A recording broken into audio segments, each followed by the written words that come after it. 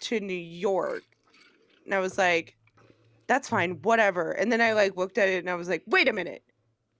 No. Yeah, I'm not going to the West Coast and back I to don't the want to East do Coast. that. I was like, I'm actually going to get there later than if I just wait till Sunday, I think.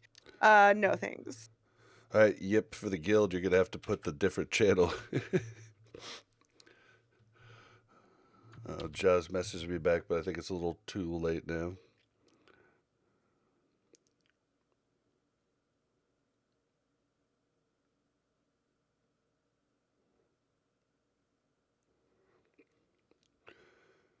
You guys can keep talking.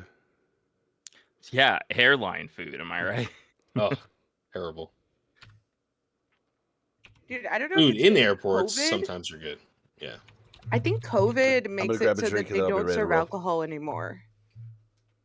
Has anybody flown since COVID? No, not an alcohol. I will in December though. Yeah, they don't serve alcohol anymore on planes. Huh. But regular drinks they do? Yeah. Okay, what's the purpose of that? I don't understand what the reason is. Yeah, I don't know. Maybe drunk people are more like more willing not wear their mask. Maybe it's a COVID measure, and they consider alcohol like a non-necessity. But like any other drink is like hydration. You need to offer some level of hydration, but you don't need to offer alcohol. I did have I pop the Benadryl and I go to sleep. That's my Yeah, I drank 3 glasses of wine at the airport while I was waiting to get on my flight because it was delayed. And so then I fell asleep right away. And then I paid $30 to upgrade my seat choice. Because I was like, Southwest, I like Southwest, but if I don't check in on time, like I was like C26 or something, and I was like, God damn it. That's now like I'm going to be like middle seat in the back, right? Yeah, like, that's the price you pay for when you get ahead when you check in early for Southwest. Someone's got to pay the last to check in price. Yeah, so now they like reserve the first like 15 in A for people that want to pay when they get a bad check-in spot. And I was like, how much is it? They were like $30. And I was like, yeah, I'll do it. And he like pulled it up and he like put in my card and he was like, oh yeah, that's probably a good choice. He goes, I've got some people that do it when they're like 827. And I'm like, well, that's just stupid. Yeah. Like, they're just stupid people. I'm smart. And I knew I was running late, and Bob was gonna be like, "Come on, we gotta go." It would be in the back of a Southwest plane where I don't understand why people don't understand how to move, or like why it takes them so long to get their luggage out of the top of the thing. I'm just like, oh, and I'm just sitting there like laying my head in my hands like this. It's like, come on. It just I'm the guy. so long. I'm the guy that's standing up, hunched over, like just like waiting, like ready to spring. Yeah, while the entire plane hasn't even like stood up yet. I'm just that's like, me, dude. Same. I'm the same way. But yeah, maybe they're not doing for COVID because of bathroom usage. Maybe they're trying to cut down on that or something. Yeah. Whatever. I got on the plane and it was like A11, right? So I like get the first pick of seats. And I like went and I like sat in the window and then I was like, I kind of have to pee already and I had 3 glasses of wine. I'm probably gonna sit on the aisle, right? So I changed the aisle. Then this other girl comes in and she sits at the window. Not kidding you. We get up in the air and she's like, excuse me, I need to go to the bathroom. I'm like, why did you sit in a window if you needed to go to the bathroom? Yeah. I don't get it. I feel like that's someone who wants to pee on a plane. If you have to pee at the beginning of a flight, you wanted to. Like, how many road trips? You didn't have someone in your family who was always like, force yourself to go to pee. the bathroom? Yeah. Exactly. Even if you don't have an 1.5 flight. It's not like a 6 hour an hour flight. and a half flight. They wanted they took that flight just to go to the bathroom. Yeah, Austin to Kansas City, right? Yeah, it's a quick flight. Yeah. Like hour and a half, like you can survive. Let's reel this in. Let's get this show started. I have more stories to tell when you ask me how my week went, so don't worry. Sweet. All right.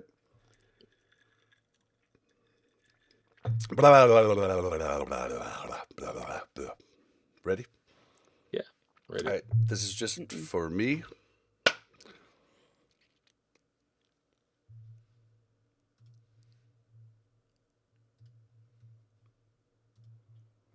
All right, ladies and gentlemen, welcome to Warcraft Reloaded Podcast, brought to you by Mash Those Buttons, covering World of Warcraft Classic and its community. I am Bobby, also known as Blazin' Bob, and we are joined by Yip, aka Cognitive Pit. How you doing?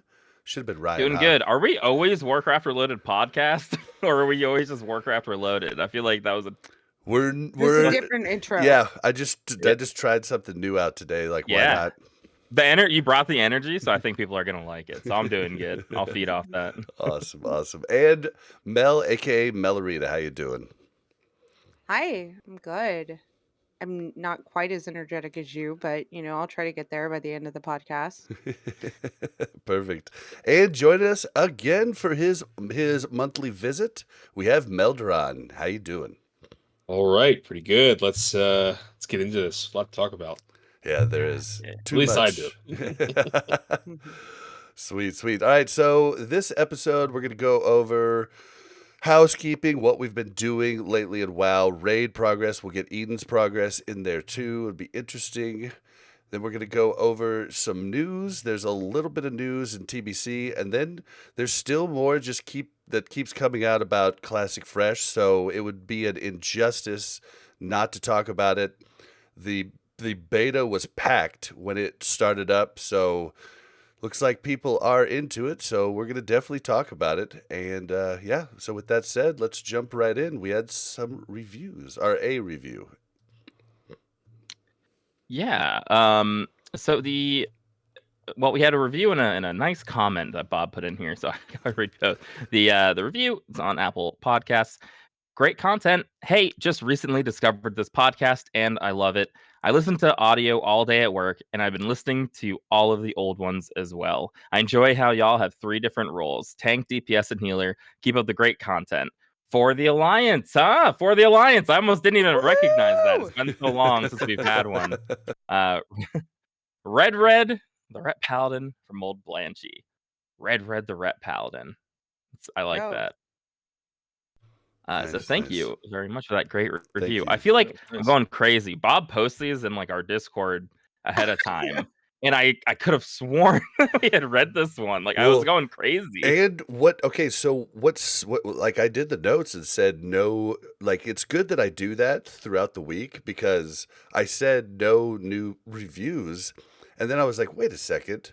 I just posted this in our Discord just like on Saturday. I couldn't have had it on Friday when we recorded. And then I look back at the old notes and I'm like, oh, okay, we didn't read it. Okay. It was probably the name. Like, I noticed the name Red, the Ret Paladin, and was like, oh, interesting. Well, we were also tweeted at from Sam Lambden at Landon Sam. Seriously, thank God for you guys. I have a 3-hour commute to and from work every weekday, and discovering your awesome and immersive podcast, it makes the journey entirely bearable. Love the discussions and hearing what you've been up to in WoW. # Mel for president. I love That's you, a Sam. long commute. 3 hours to and long commute. Listen, can we focus on the important part of this review? Like, the commute has 0 to do with the important content here. Oh yeah, Mel cares about no one but herself, right? You're right. The commute itself maybe specifically doesn't matter, but the semantics of it. A 3-hour commute to and from. Is he saying 6 hours or 3 hours total? I think he's saying 3 hours total, which is kind of. I read that as 6 hours total, and I was like, you've got to do yourself a favor and move or find a new job. Move or something. 3-hour total commute. People do that. Dude, that's a rough one, but people do it. Yeah. I did it for almost 3 years, and it was rough. It was only 3 hours if I did rush hours, so I ended up like changing my times up, but it was still 2 hours, and it's rough, man. I did it for about 3 months, where it was like an hour and 15 minutes to work, and then I made Bob move. Literally what happened. To do it anymore. I can do like 50. If it's under an hour, I can like round it down to seem like less. But once it starts being over an hour, I start feeling uncomfortable. So where I draw the line is if I could take trains and play like a game, or do stuff on my phone or work on my laptop, that's one thing. I But am thinking driving in my head. In my head, this is all driving. Is where it really sucks. I would schedule meetings so that I could take them at the start of the day and the end of the day, so I could do something while I was on the drive. Mm-hmm. Yeah. I used to. I think at the peak, I had an hour and 15 minutes each way, but it was train, so it wasn't as bad. Yeah. That's not bad. Makes sense. But it I still mean, it sucks. still 'Cause you're still sucks. losing 2.5 hours of your day, Yep. right? Like, Yeah. Yep. Oh yeah, you still absolutely don't want to do it. Well, I'm glad that we can help, and we definitely appreciate you listening. And let's move on from there. There's nothing else in that we need Don't to you think dissect or that talk Mel about. should be the president? I think that was a good suggestion. I'm not that familiar with Twitter. I don't know what hashtag means, so let's just, let's just move on. Is this president of the United States, or is this president of Twitter, or what is this? Yeah, that's president actually of a good question. Or is it I'm president bad of at WoW? Twitter, so I hope not president of Twitter. That would be really bad and unqualified for that job. Wow. But thank you so much, guys. We, as always, very much appreciate it. Definitely. So, Melderon, you haven't been on in a while, so I'll give you. What have you been doing in WoW since we last talked to you? Last time we talked to you, you were heavy in PvP. You just barely missed Gladiator, and and we hadn't seen Phase 2 yet. I don't think. Yeah, so it's basically the same rating and then PvP, but so I don't know if Al talked about this, but for the first time, Scarum's it's getting a little scary on Scarum. A lot of guilds have been transferring off. We've had a lot of real life issues happen with people in guild, like moving across country, new job, this, that. And for the first time ever, like since the guild's been around, since Classic WoW, we had to skip a progression night last week. Wow. Because we didn't have people to fill the roster. So we didn't want to go into Vasher KT with 24 people. It just seems like a waste. So we didn't want to waste people's gold, So we've been trying to recruit. We actually filled. So this grinds my gears. I'm just going to vent here. We filled the roster last night. We got some people to come in, just barely. We're like, okay, we can do this. We can swing this. We have a couple people on vacation right now.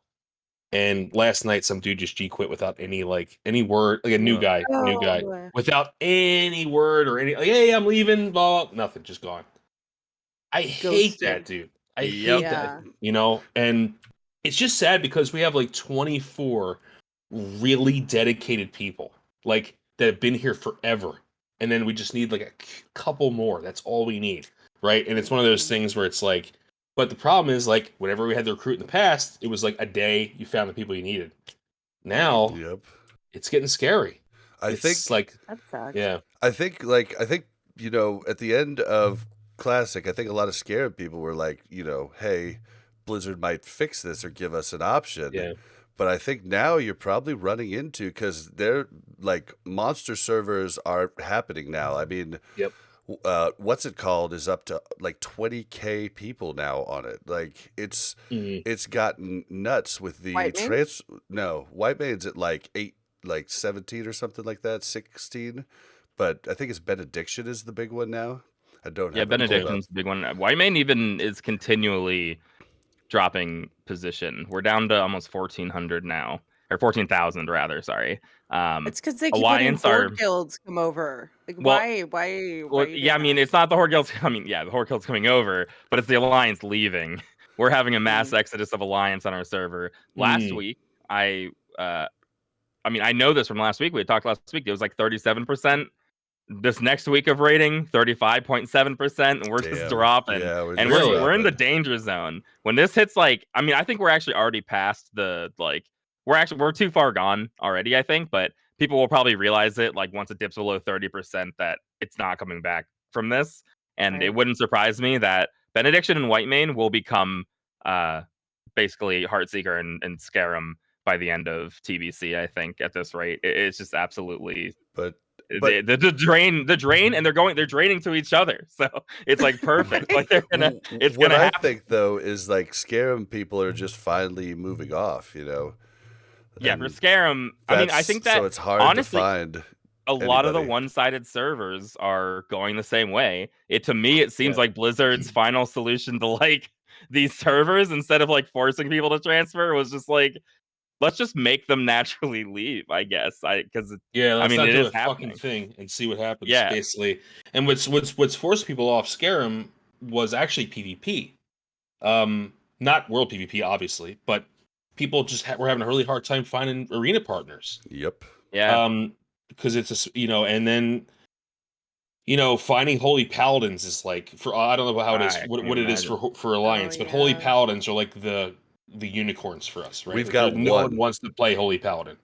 Well, right? wait, there's a lot of holy paladins. It's just for us, we just don't need more than one. Yeah, but for Horde, we don't need more than one either. But we can't even find one. Yeah, it's crazy. like, and forget about it if you want to find a holy paladin in PvP with, like that's impossible. Like that's even more of a unicorn. I've got one. His name's we're the opposite. Yeah. Well, okay, yeah, but we're Alliance. Right, you're Alliance, so it makes sense. We can't find any shamans to PvP with, so we're the same way. Like, we can't find the shamans. We've got them in raid, but they're just like, we're like, hey, PvP? They're like, no. Yeah, so I don't know, man. It's pretty scary. Like right now, like it felt really bad to be like, hey guys, sorry, we can't raid tonight. Like we can, that's sad. But there's some significant DPS checks on these fights, and there's really no point. Yes, definitely slamming your head against the wall because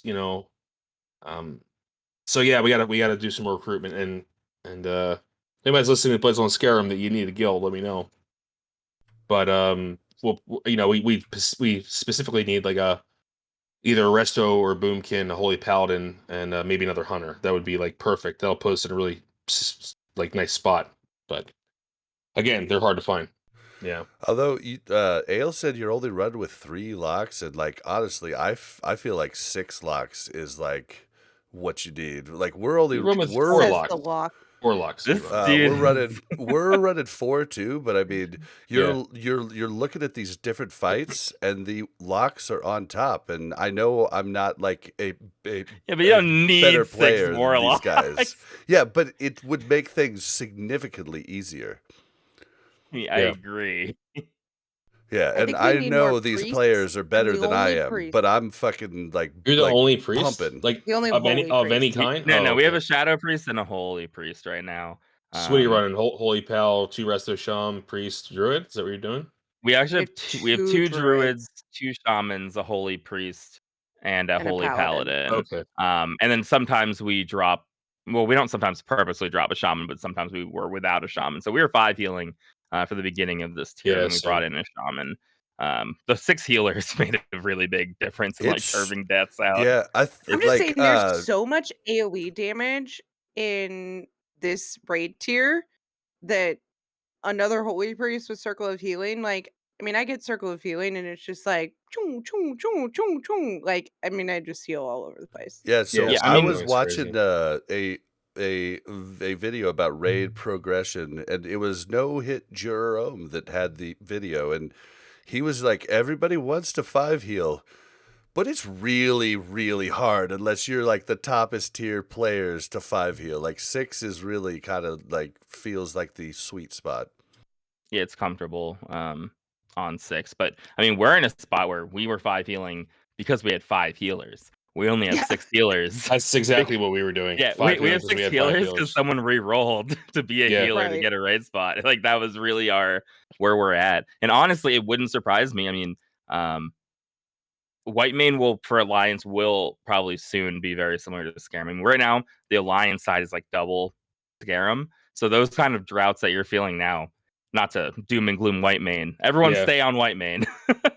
But we're all gonna. Alliance, a lot of servers are going to be thinking the same way, though. Like we're lucky we haven't had to go out recruiting, but it's something that I've been thinking about because I've only recruited when we were like 50-50. Our server is popping. Like we're doing really well in Nax. Now it's sort of like, okay, if we're trying to recruit right now, getting this like the caliber of player we want, and then the classes that we want, that combination will probably be very difficult.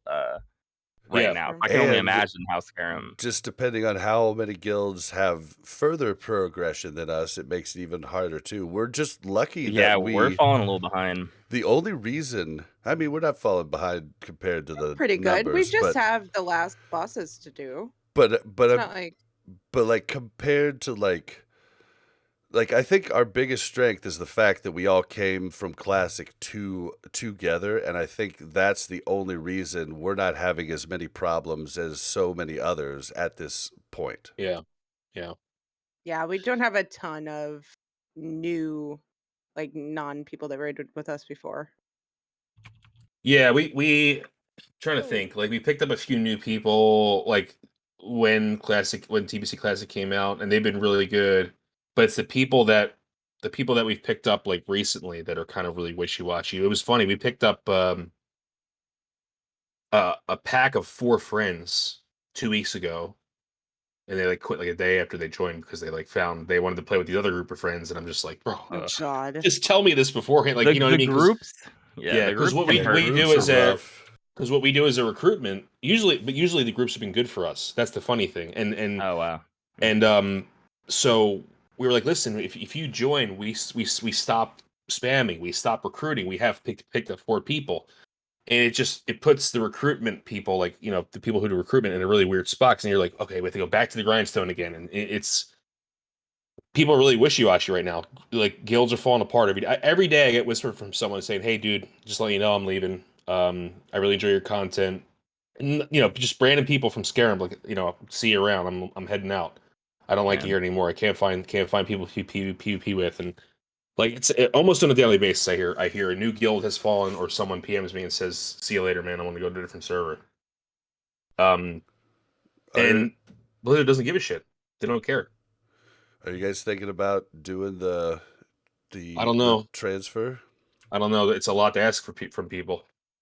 It is. It's like $40 per character. What is it? It's $25 per character. I don't I know. think it's 25. Don't quote me though. I'm not positive. I think The, it's the per 25. character is a lot of people are playing alts right now and stuff too. They'll have like 2 characters. See, yeah, that's why And it's not Blizzard just should that. just It's like make it a tank one-time alts, you know? cost. Yeah. Yeah. Or Yeah. or just open up like look at it and open up certain servers to have it free. Like they're doing it Yeah. for Yeah. classic era goofball realms. Like they could do it for this, right? Because this is the game. Okay, so if they have to make a decision to do that. Right now, it's like that level of plausible deniability where they can be like, well, we didn't make a decision. We didn't want to force people into anything. And so we'll let these servers die naturally, which is really bad for the people on those servers.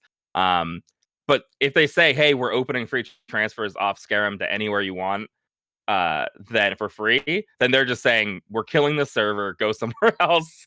Like, this is What it. they need to do is open up free transfers to Scarum for Alliance. Well, Well, sure.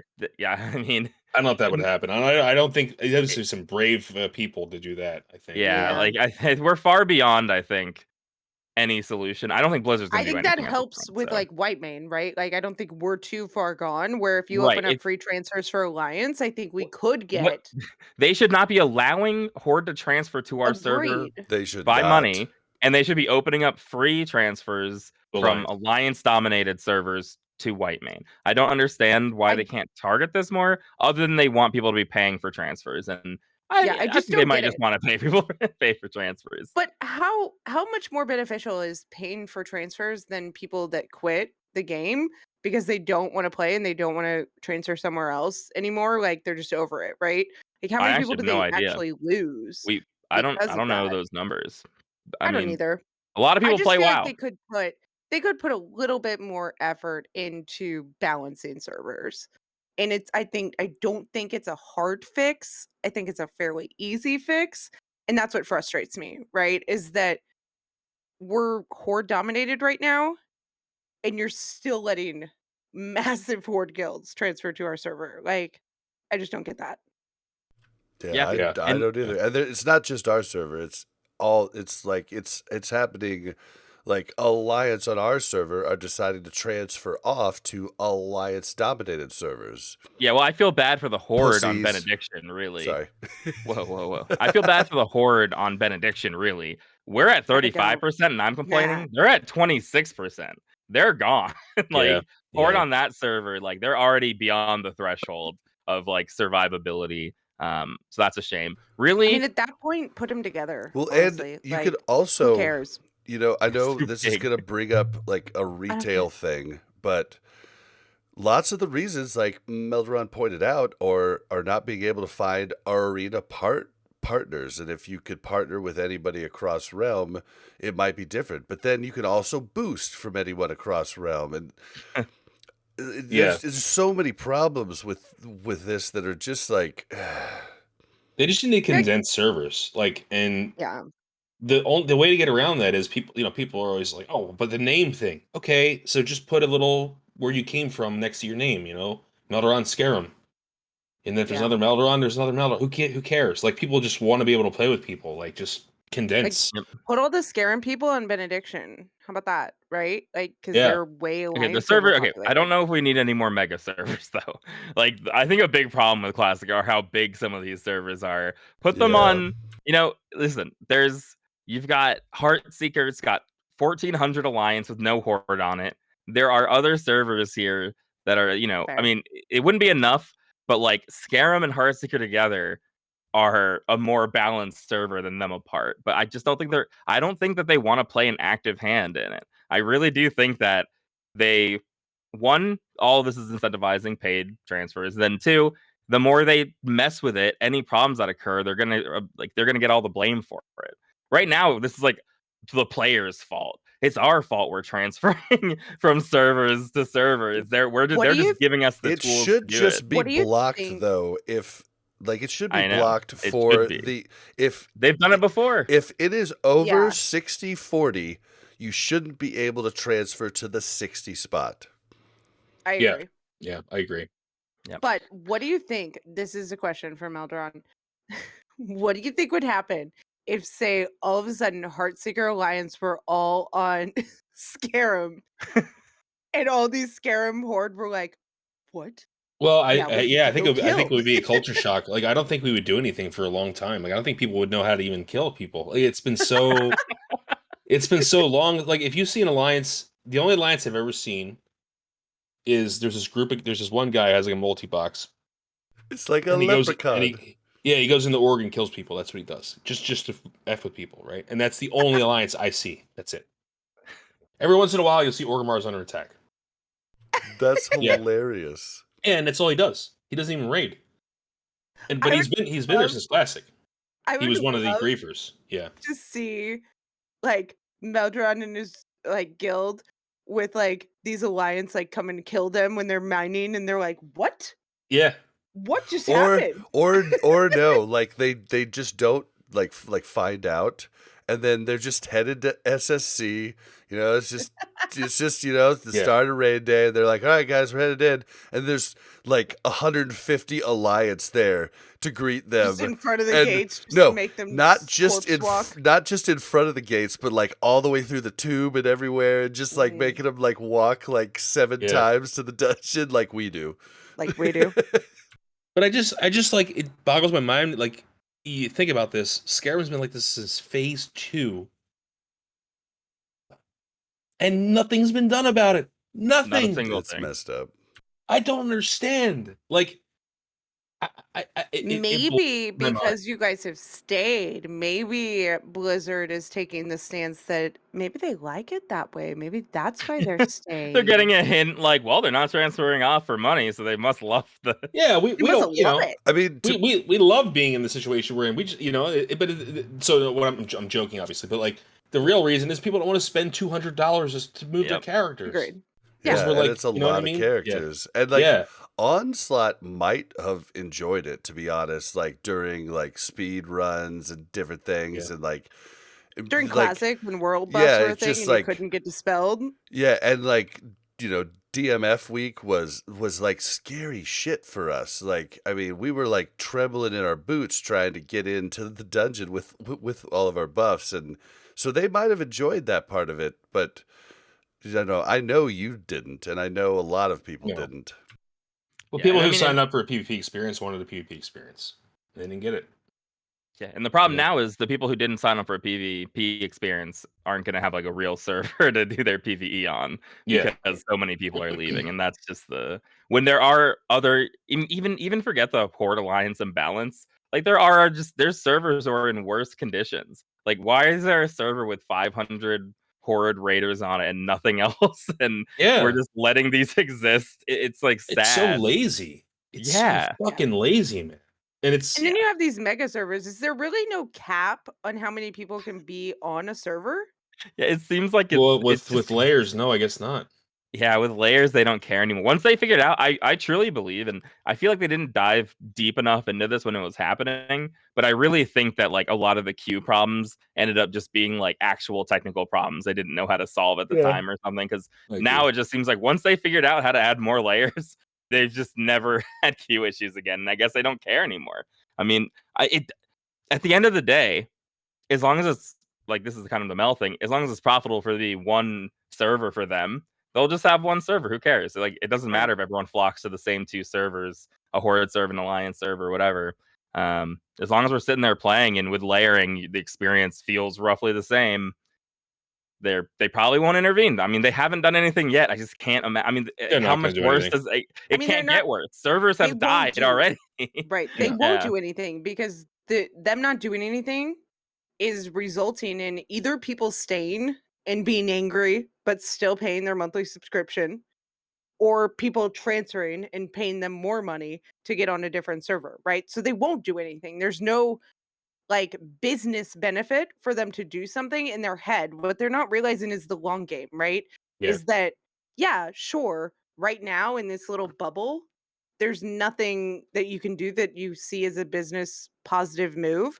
But at the same time, these people, a lot of them are going to burn out and just leave the game because they don't want to transfer to a new server, find a new guild, try to figure out everything again, right? Like, if Vargflocken fell apart, I don't even know if I would raid. Yeah, Like, same. I feel like I've already been through that. I've already developed my like family here. I don't want to do it again. I don't want to Yeah. do that again. I don't want to go through that again. Yeah. Yeah, That's, yeah, that's it's a the lot. sad part. That's the sad part because I feel the Yeah. same way. Yep. It's like, Part of and changes you know, servers, especially if you have all those relationships. It's like leaving home in real life, yeah, where you're just like, oh, all of my people, all of my safety net that I had is gone. And like that is definitely scary to a lot of people. mhm. Yeah, I don't know, man. I'm super If I was in concerned that charge, I would do things differently. So I'll just say that. yeah, I wonder if like I don't know. This is this is way too much speculation. But we're gonna be talking about the season of mastery more.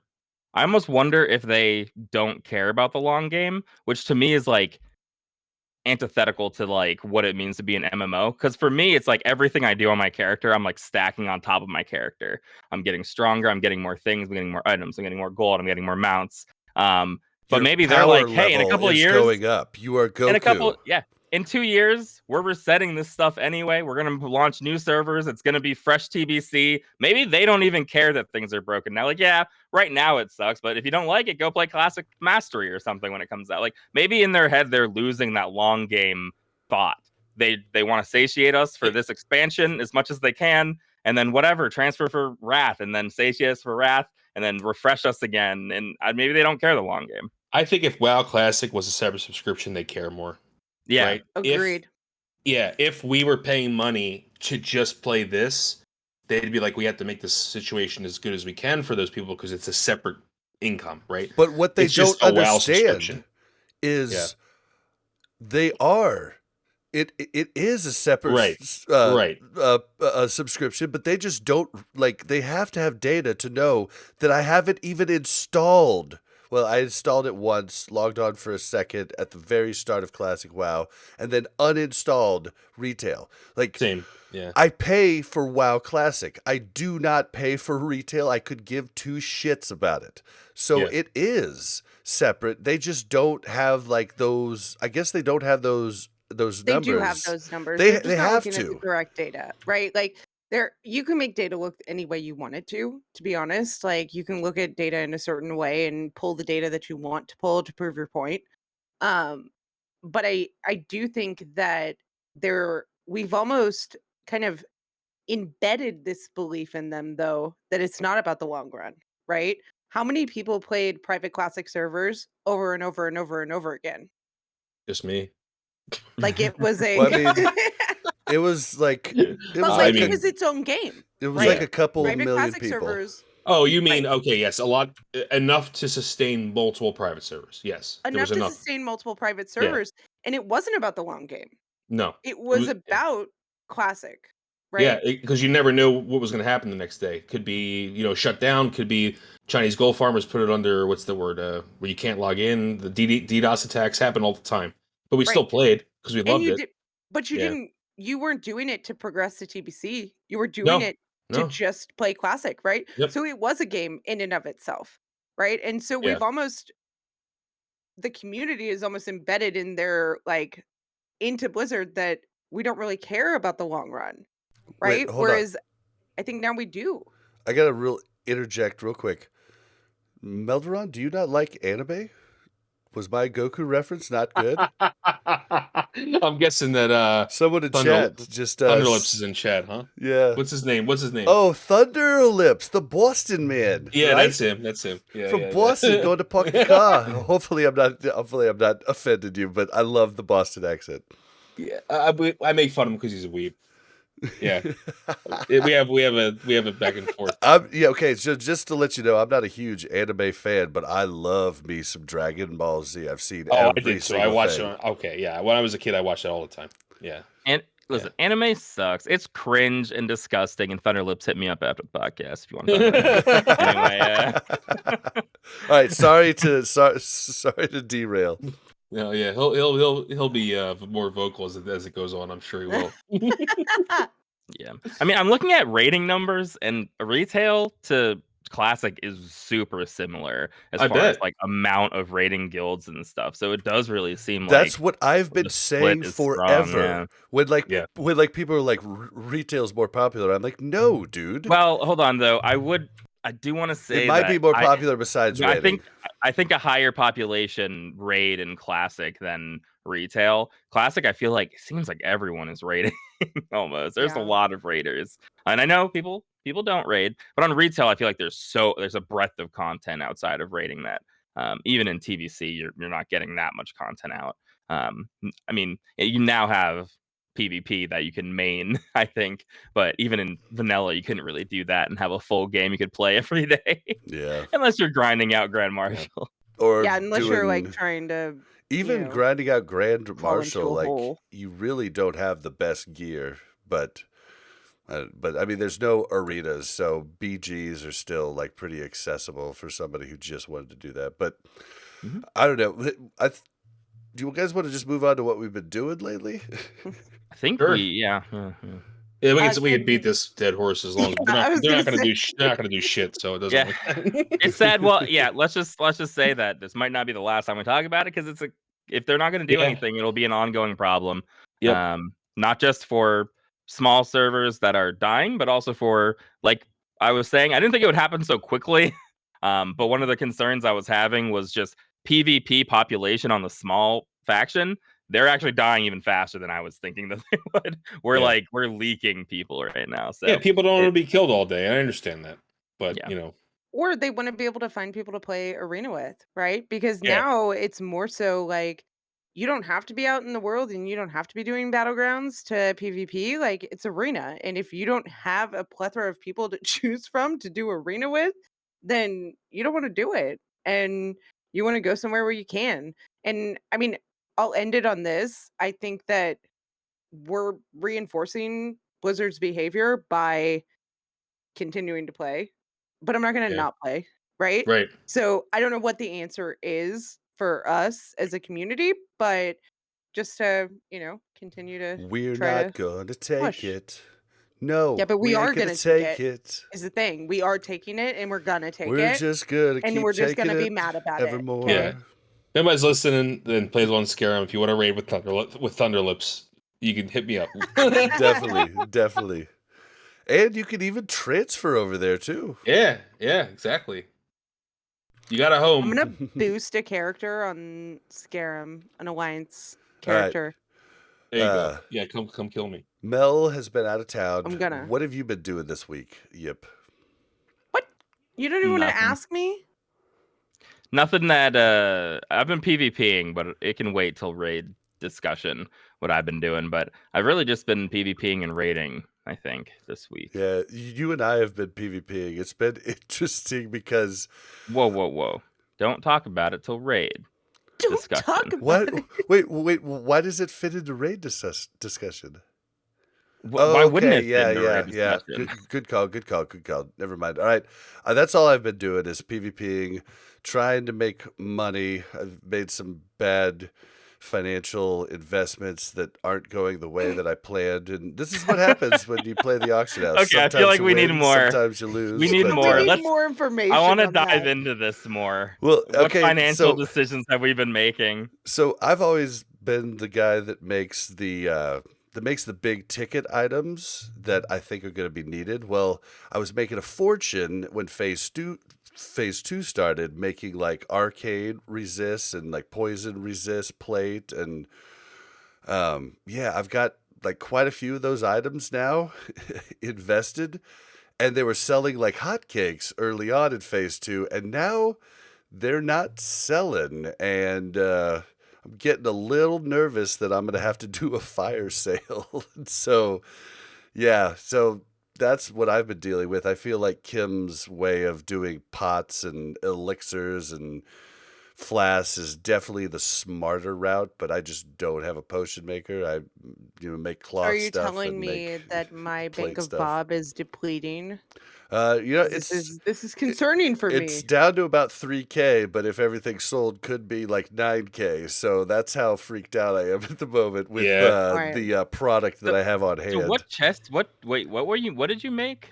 The resist pieces for what's his name, the water elemental dude. Yeah, that everybody Yeah. has now. Oh, the water element. I haven't made any of the pieces for frost, but I've got some of the nature and some of the arcane, and then I've also got. Okay, so go back to arcane. That's what I was prodding at. What pieces of arcane are you trying to sell?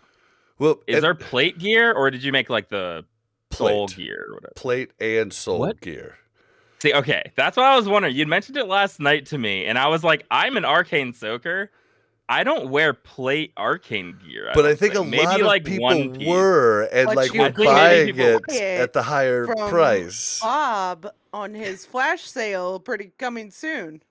Yeah, I think a lot of that's people the enchanted were doing it. adamantite, I think, right? Yeah. I think people have I think I do smartened wear a up piece. since. So Yeah, so our we have a paladin and a warrior that do the soaking for it. Was one of them, and they look like hobos when they run out there because they're like in green like dresses. Yeah, I call them the look homeless. pretty I say good. go to the homeless people if you get the thing. That's what I always say. yeah, I just it was selling so fast. I just made too much of it, and I have way too much of the arcane plate and the arcane cloth. I can. When I can only see that 2 being a tanks thing. need it, and I think people eventually, are leaving though, White Mage, so I'm just like in a couple of weeks, people will be like, we want our third or fourth person geared up a little bit because like people are taking breaks or like, oh, this person's gonna be absent. You'll get the sales eventually. I'm hoping so. I believe in you. Because my rogue is going to be coming up soon, and he's going to need an epic mount. So I hope I didn't just spend his college fund on enchanted adamantite gear. That's why you shouldn't Did day spend my trade, college guys. You fund? shouldn't day I still trade. haven't gotten my college fund. Come on, Bob. Oh, but yeah, that's it. Just been raiding. But Mel, you had like some out of like maybe not game stuff that you wanted to talk about. You were just saying. No, I already got all of my flight woes out In the pre-show? in the pre-show.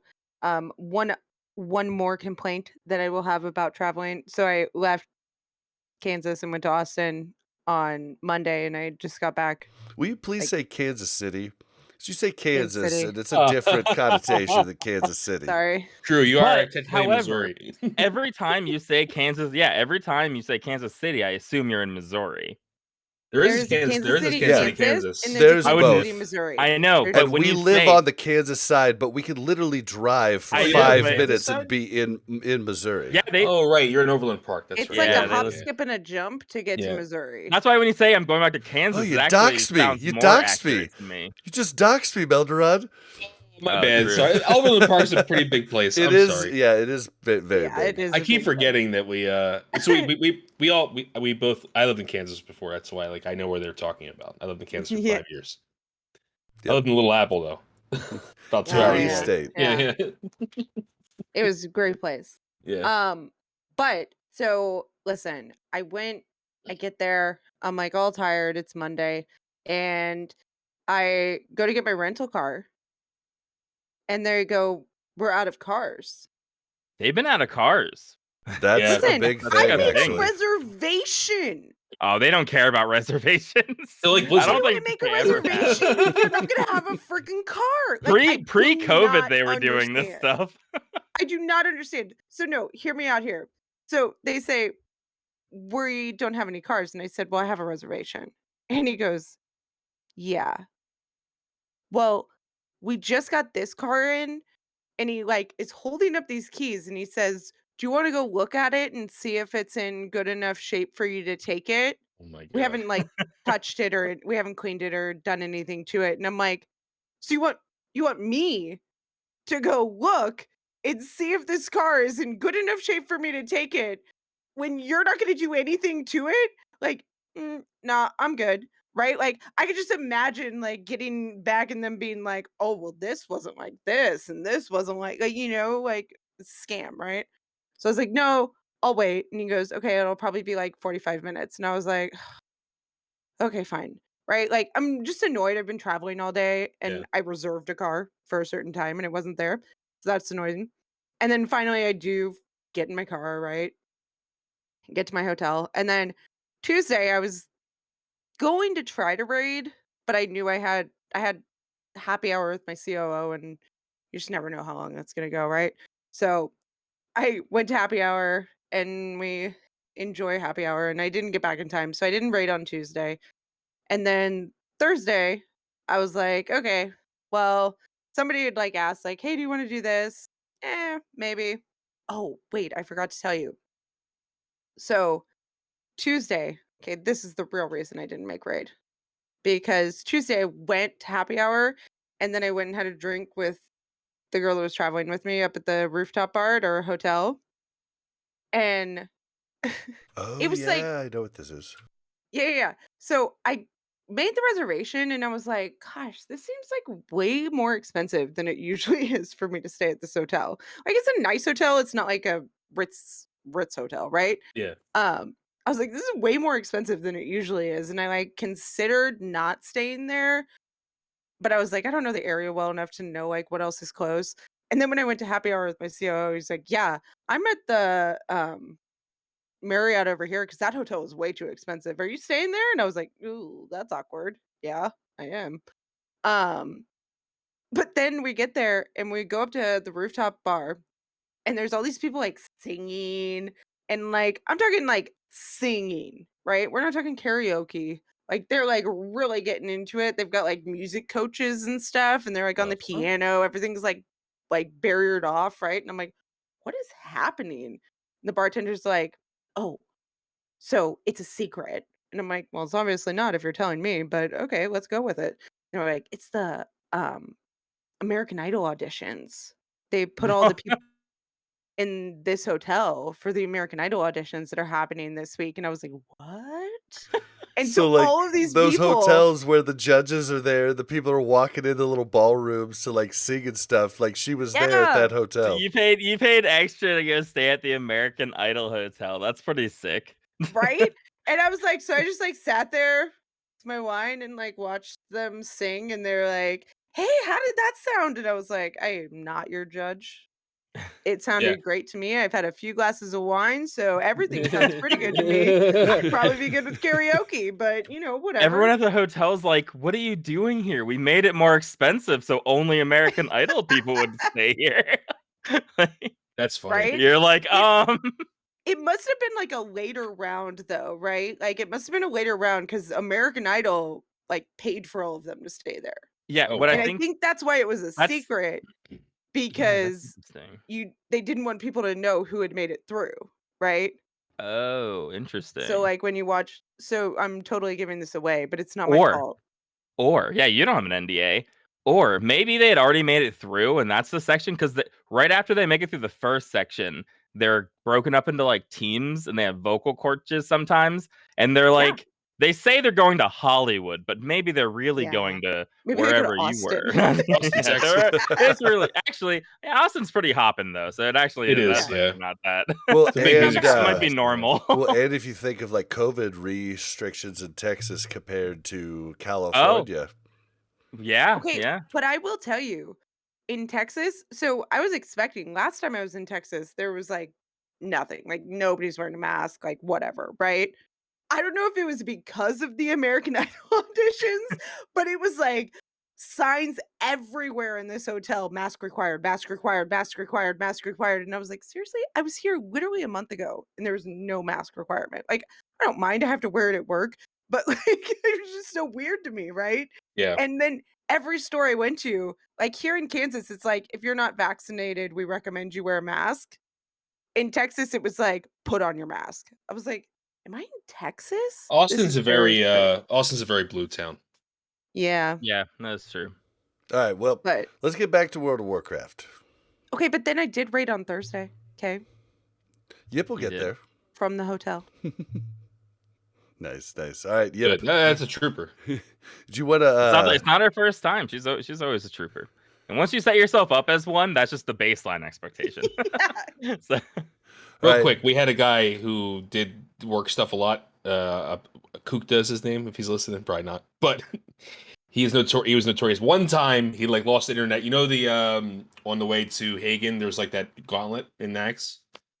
You know, with all the bats and shit. Oh, Well, he yeah. he DC'd right there, Yeah. and he caused the wipe and lost world boss because of that. So we always gave him shit after that every single time. It was because he was on hotel internet. Oh, so Oh, Melderon, you man. didn't even hear this. So last time I did it, it was last week actually. I was on hotel Nice. internet, right? Yeah.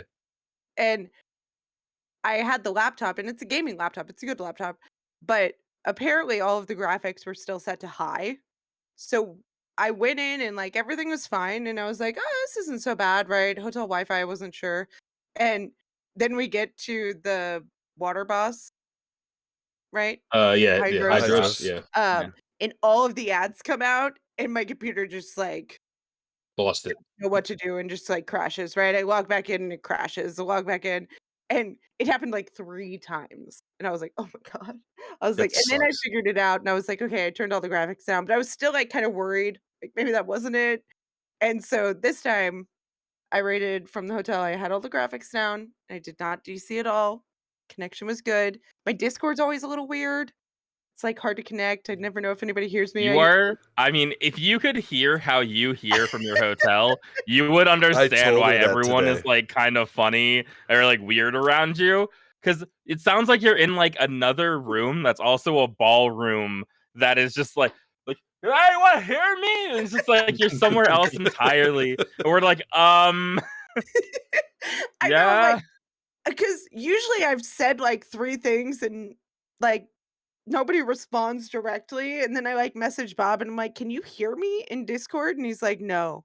And I was like, "Oh man." So I like spend a little time like figuring out like what. And then finally I'm like, "Hey, can you guys hear me?" And then it's like a couple seconds and then people are like, Yeah. And I'm like, "Okay, All maybe right. I shouldn't talk. I don't know. Reeling us back in. Sorry." Reeling us back in. Okay, and it was actually good, but yep.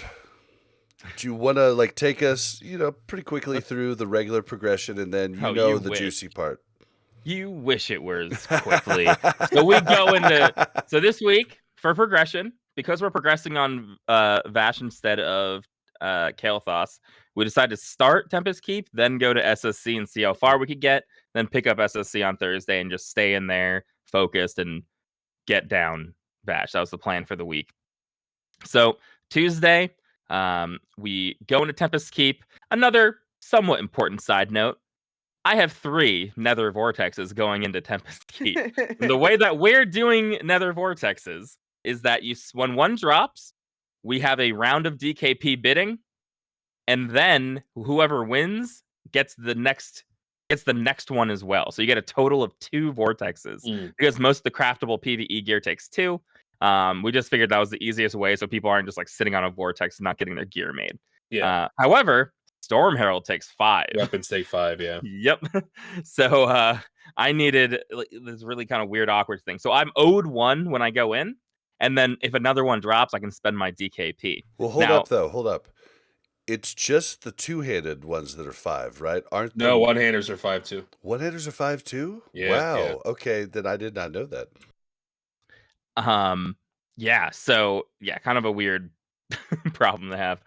But the other thing is there's one other person who only needs 1 vortex in order to make their Storm Herald, but we're sitting them for Tempest Keep and bringing them in for SSC. So now's my chance to not only get my next Nether Vortex, but uncontested get my final Vortex.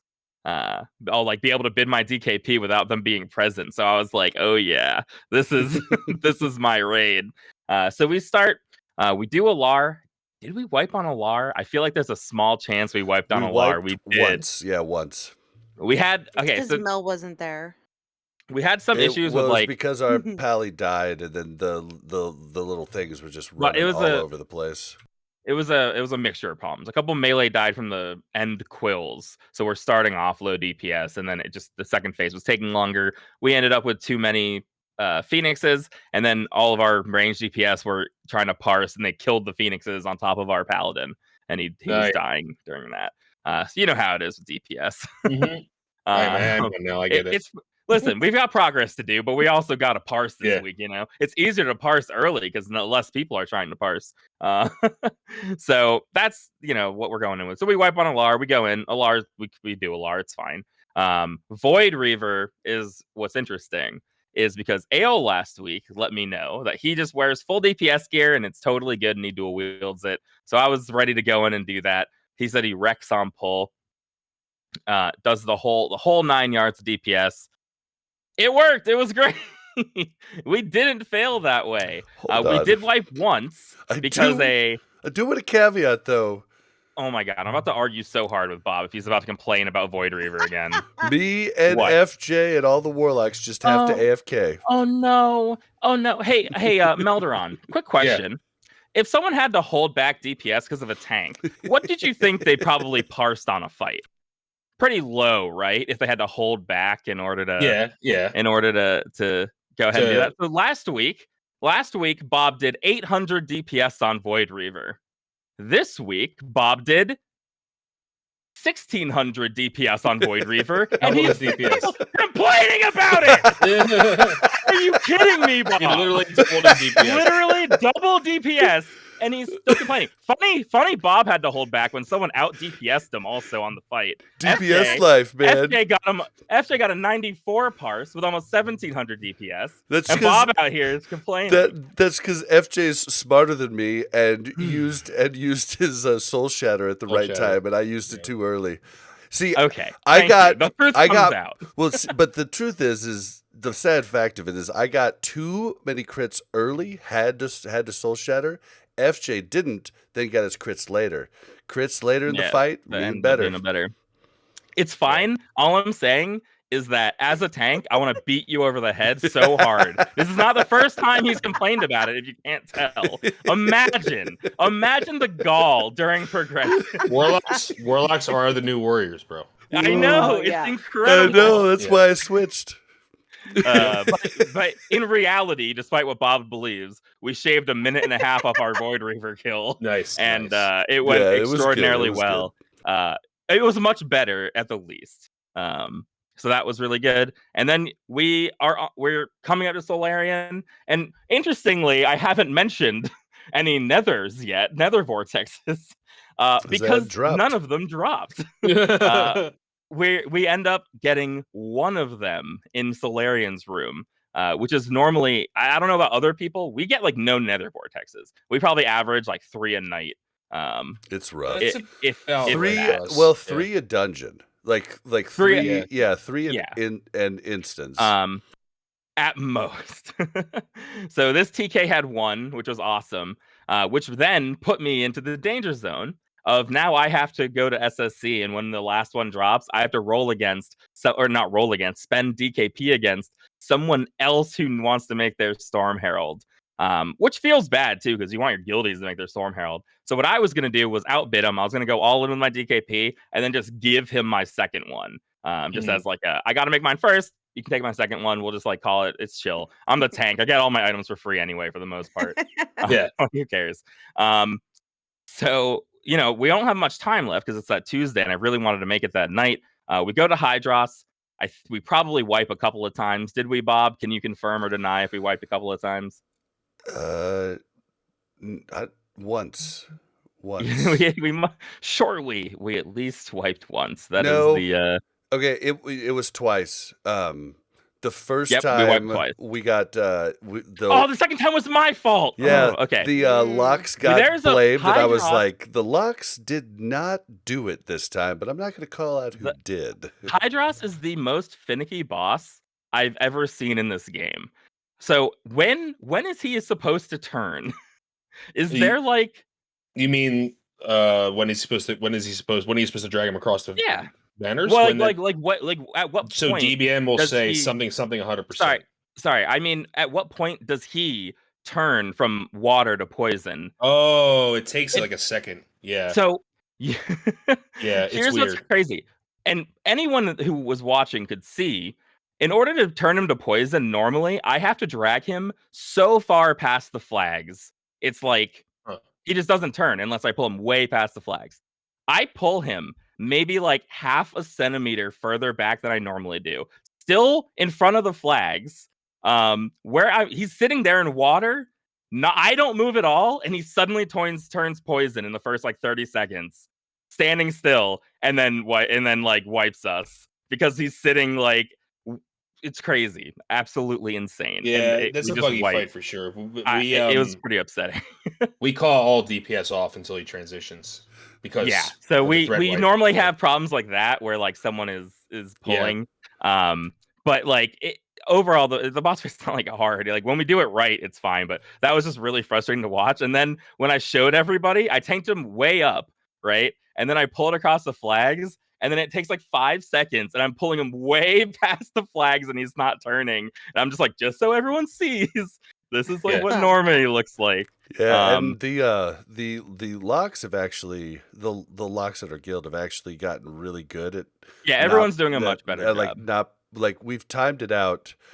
Like in a perfect world, we could get a doom on each side, but we've just most of us have stopped trying to do that because.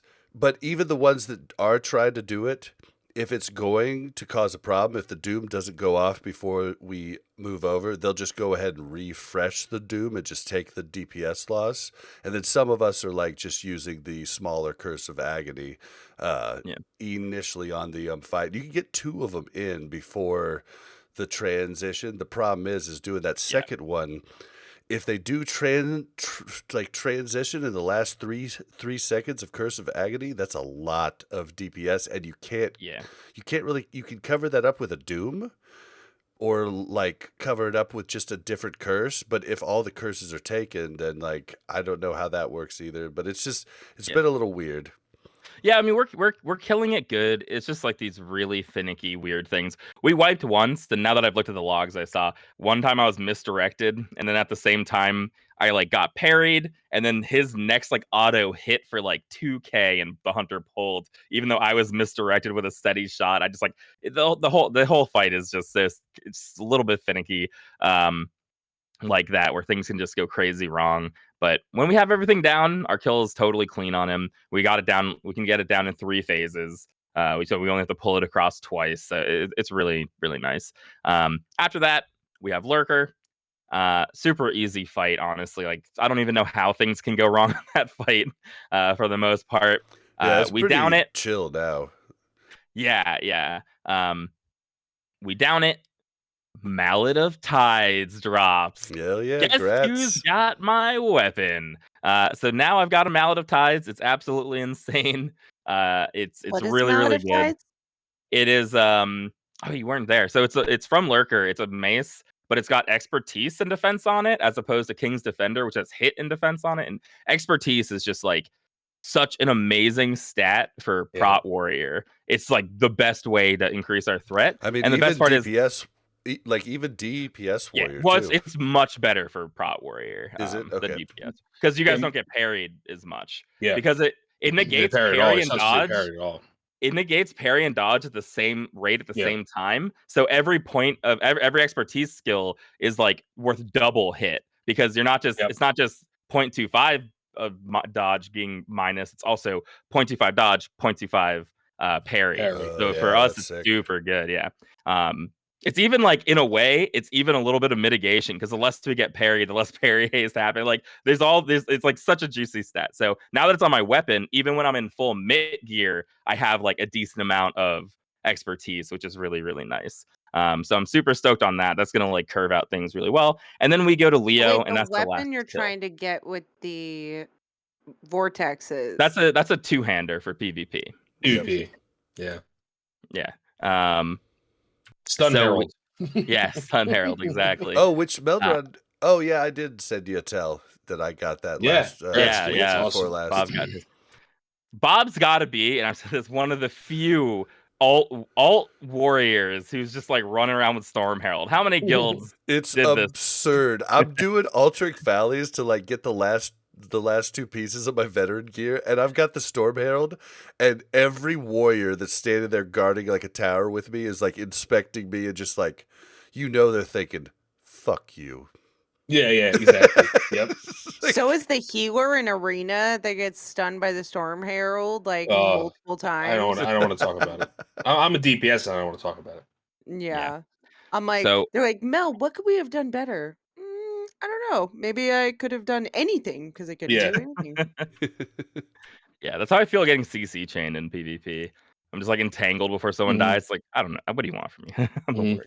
Right. What do I do about that? So finally, we're running out of time, but we push it through to Leo, because the most that we can get down, the more time we'll have for progress on Thursday. Yeah. So again, no mention of Nether Vortex. Yep. We're heading into the room before Leo with like the Mushroom Men. And second to last pull of trash, a vortex drops. Our a druid in our guild was like incoming Nether Vortex, and it dropped. And I was like, oh, yes, perfect. And I bid all my DKP. Well, you should probably preface it with, we have a rule for PvP items that only 12 DKP can be spent on PvP items. Oh, that's got nothing to do with that. Oh, well, it went for 12, so that's why I was... That was just random. Oh, okay. I don't think that's actually a rule on the vortexes. Oh, maybe not. Vortex. But that is actually a good point that I hadn't thought of. But that's also a PvP weapon for him, so we're both PvP. But I do lose the Nether Vortex. That's the important part, is that the other person went all in also, and I had less DKP. So you had less than 12? I had 11. I've been spending. I'm the main tank. All of you can get away with like being slightly under geared, but when we're dying on Moragrim, I have to get my gear on. I just haven't a gear drop. I'm at like 40 DKP. Yeah, there's a lot of people who haven't had gear drop. So I was like, oh, come on. So I whispered the druid, and I'm like, can you make another one drop? And sorry, that was actually the third to last pull where we got the Nether Vortex. I asked him if he can make another one drop. We do the second to last pull before Leo, and nothing drops, and the druid DCs. And I was like, oh, dang, I guess. And I thought DCing was like his way of trying to make it drop. He comes back and it's like Nether Vortex Inc. One drops, and I'm like, oh, it dropped. But remember, if you spend DKP, you actually win too. So I say out loud, like, hey, you want to split it? Like, maybe I can spend half the DKP and I'll take one and you take one. Because he's at 5. Yeah, so like we each have we'll each have 5, and then we'll each make our Storm Herald at the end of the night. And the other warrior's like, nah, I might make my weapon, my one-hander. And I was like, oh, okay. And we finished the trash pack with the sheep mob. Anybody who has been a longtime fan might know this warrior as our old main tank. Old main tank. Mr. Two-hander. Which is, listen, Or It's fine. Mr. I don't Double have. dual wield. If he wants to use it on his one-hander, I'm not. I was raging a little bit, but I wasn't gonna like be like, it's not unfair of him to not give it to me. Yeah. I just would have. I And just then would have been a better person, but it's The- fine. It's fine. the sheep shield bearer comes up, we kill it, and a third vortex drops in Oh, like nice. 3 packs, and I get it. And we both make Storm Heralds. The last pack, we get 2 Look at nether that. vortexes, and the Congrats, dude. day is saved. And I end up with a mallet and my Storm Herald on the same night. That's So I was awesome. pretty stoked. Yeah, I'm very, very happy. And then of course I was PvPing with that all week once I got that. It messed up. I was like really confused about when I got my mallet because I respect PvP that night. So in my head that was like last week because I usually respect between raid weeks. So in my head I was like, wait a minute. What day did I get that? Because I'm respecking. But then we kill Leo, and once again, we barely kill Leo, and we're the worst guild ever to kill him. We probably have every week we get worse and worse at this guy. We have less and less people alive at the end, and like I don't know what is going on. I literally don't know what's going on, other than people just pulling Leo when he's done whirlwinding. I honestly think it's different people getting the personal shadows. Like I think The shadows. if healers get it, it is extremely arduous for us to like overcome that because they struggle hard to kill it before the timer's out, and that's Really? healing not going out. Even with the buffed holy and nature damage? Our didn't know DPS. that- hold on. What's this buffed? nature Yeah, and holy so damage? to counteract that, Blizzard coded in if you're a priest or a druid or a shaman, they take like triple holy and nature damage. Oh. So you just smite them down if you're a priest, and they die really fast. Well, then and if you're a what if I don't even know? What if our druids are nature using damage? arcane? They're moon firing. well, double check because I think Oh. arcane might be in there too. It's like okay. it's basically built so healers can kill them fast. Actually, the hardest time are tanks, like warrior tanks, because with the first time Ale ever did it, he tried with sword and board and actually almost didn't make it. So we tell him to go just put a 2-hander on and kill him real quick. So that Wait, was what are faster. we talking about? The first time, shadows. yep, Thank you yeah, for saying the that. first So time- everyone else, the yeah. first time I got it, I got mind controlled, and I was like, Yeah. I did everything I could. Yeah, it's really hard. It's really hard to do as a warrior. I had to be tank. really ready. Yeah. Yeah. Yeah, so we had Al switch to a 2-hander, and it was a lot better. Just like just have weapon swap macro and just kill Yeah, everything. That's Yeah. what happened to me. Is I think I would have been fine dual wielding, but I had just gotten a spite blade, so my macro was still to my old weapon, and I was Right. like, oh, and then by that time it was like too late. The problem is just DPS at the end of the day. Yeah. Our guild is really strong when it comes to DPS. So to see like most people parsing under 50 parses is like, Yeah. this is the problem. How do we fix that? To me, it's the aggro issues. People are, I'm seeing fraud. I'm seeing shadow bolts hitting him when he's ending his whirlwind and stuff. Like I'm seeing like the dots are gone, but people are still pumping him, and then he just goes running back and forth like crazy to people. I think that is like the biggest problem, but I could be wrong. Either way, we've yet to wipe to him. We're constantly just slowly wiping to him, but we always get him down. We always So get him down. There's just a couple people still alive at the end. Yeah. We move on. Well, we end, but then on Thursday we come back in. We do Fathom Lord. That was totally fine. And we wipe once. I think it might have even been it was really weird that we wiped. Our paladin got like the person he was tanking, which was the shaman, I think, got like double parry hasted, and within a single global, he got hit meleeed 3 times. He must have been parry hasted, and maybe is there a Wind Fury on the shaman? He got hit with 3 melees on the Fathom Lord. Who is this? Oh, Fathom Lord. Yeah, there's like a shaman. I don't know. Maybe there is. Maybe Yeah, he has but that Wind Fury. I don't know. Yeah, looking at the logs though, he got hit meleeed 3 times and hit with a cataclysm, all within the same global, and he Holy just shit. got done. He was done, and that was like it. So there is that store swing mechanic. Maybe that's what if like yeah, I don't know if that's happening, but yeah, but maybe he has Wind Fury. I don't know. Yeah. Swagcat in chat, who's also Lacarpatron in the guild, says that they're definitely Mira in the guild. Oh, Mira, sorry. Yeah, it's Mira. I was like, well, Carpatron is also in chat. They're all They're all druids. All druids. They're all cats. It is the same thing, right?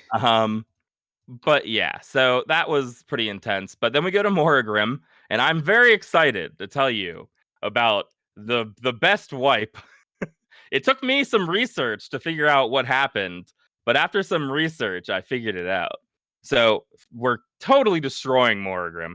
I'm wearing my 2 set now. I don't have deafness on. I've got my destroyer gauntlets, and I'm feeling strong. I'm feeling beefy. Wait, Not we're on Thursday, right? When I'm we're on Thursday, yeah. We're on Thursday. Okay. I just don't want to hold up too much time. So we're getting it down. He's low. It's about to be watery grave time. This is like the last Murlocs coming out until I have to start dragging him. He's super low. Everything's going great. Suddenly, every Murloc comes out and attacks me, the main tank. And I was like, what just happened? Like, in my head, and what we all thought was the hunter. We're having hunters sap and like explosive trap them as they come in with misdirect. And we were like, the hunter must have misdirected them all And onto he me. even said, okay. he even said, Hearthscare was like, you guys, I'm sorry, my bad. I misdirected the wrong target. Right? Yep. And then he went back and looked in the logs and was like, I did not. Well, and He just didn't. to add Myself up, and I on, didn't. this was our first attempt, right? Yeah, it was our first time. We were going totally fine. Everything was great.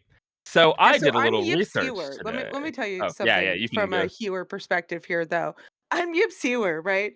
So I'm like, doing my thing. I'm healing him. I'm spamming like rank 1 flash shield to get him the inspiration because he's not taking too much damage, right? And then all of a sudden he's like, boom, and I'm like, whoa, okay.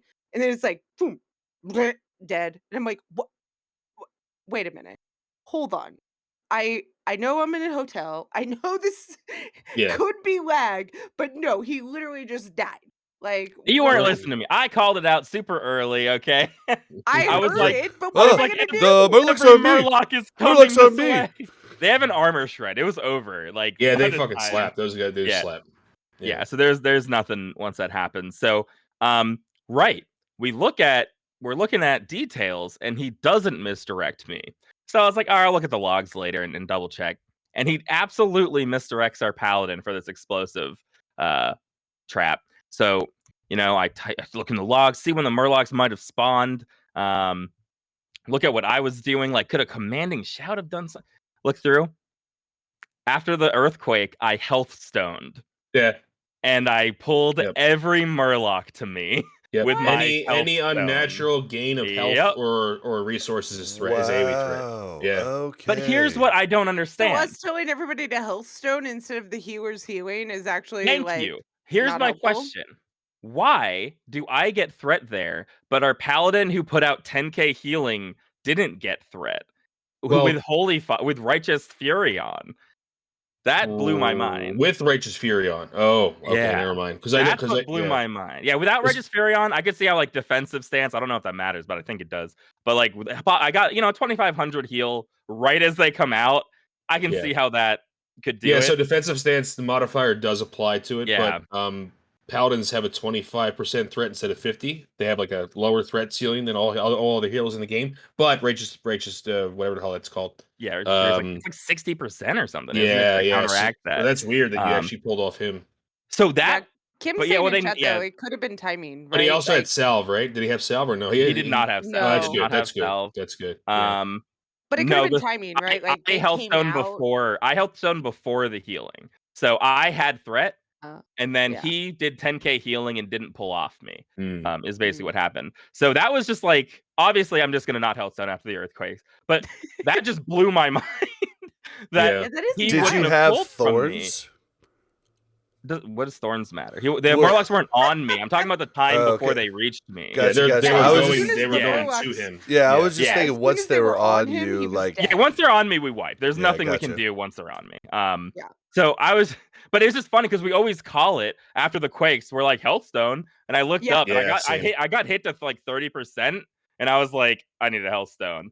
And it's just it never even crossed my mind because in my head, a single explosive trap would generate more threat than a heal, but it really doesn't at all. In my head, a Hellstone doesn't generate threat at all because it's not an ability. Like Yeah, that's see, what I I didn't know that. right? thought. Yeah, any type of even potions cause threat if you use a potion. Yeah, it's just when everyone Yeah. else is doing so no threat, like you just wouldn't notice in most scenarios, like it wouldn't come up. Right. Yeah.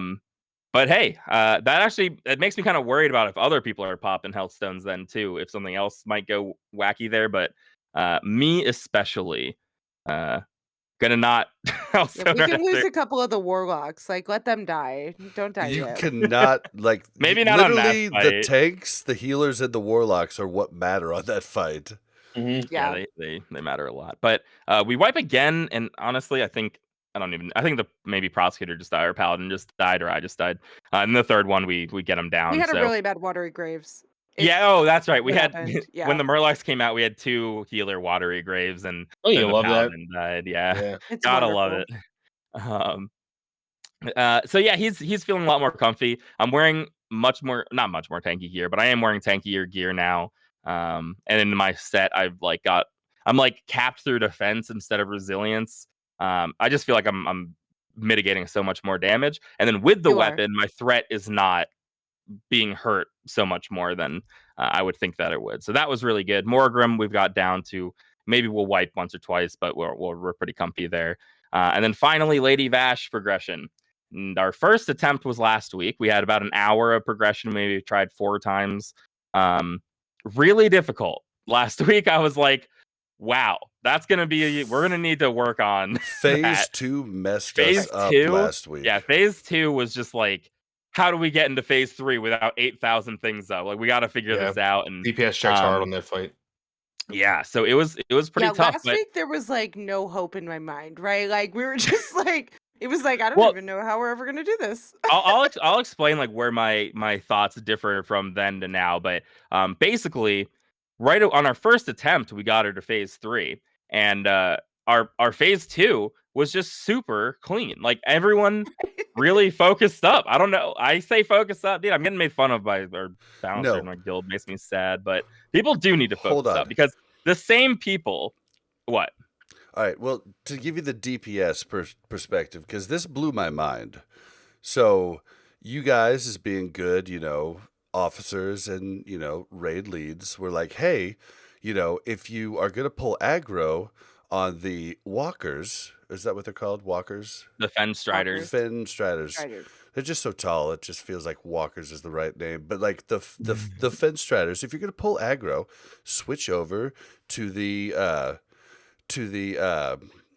help me out. The elite, the Naga elite. Yeah, the Which Naga. I want to point out. I know Bob's gonna say this like tonight was the first time we mentioned it. We told you guys to do this last week, Okay. also though. Well, what I'm saying is I don't remember you telling us to do that I know you last week, but it was just automatic. Like if you're gonna pull aggro, switch to. That's what I would think. like, Also, Yeah, you like should always be doing something. I would have yeah. figured any DPS would have been like, hey, I need to have as much uptime as possible, like be doing stuff to other things, like be either killing the mobs coming in to buff up Lady Vash or be hitting the elite Nagas. But I guess that wasn't the case because as soon as you guys said that last night, It is the it case, was though. easy. It was I- easy I- pie. I know it feels right to say that, and maybe everyone did a better job at it.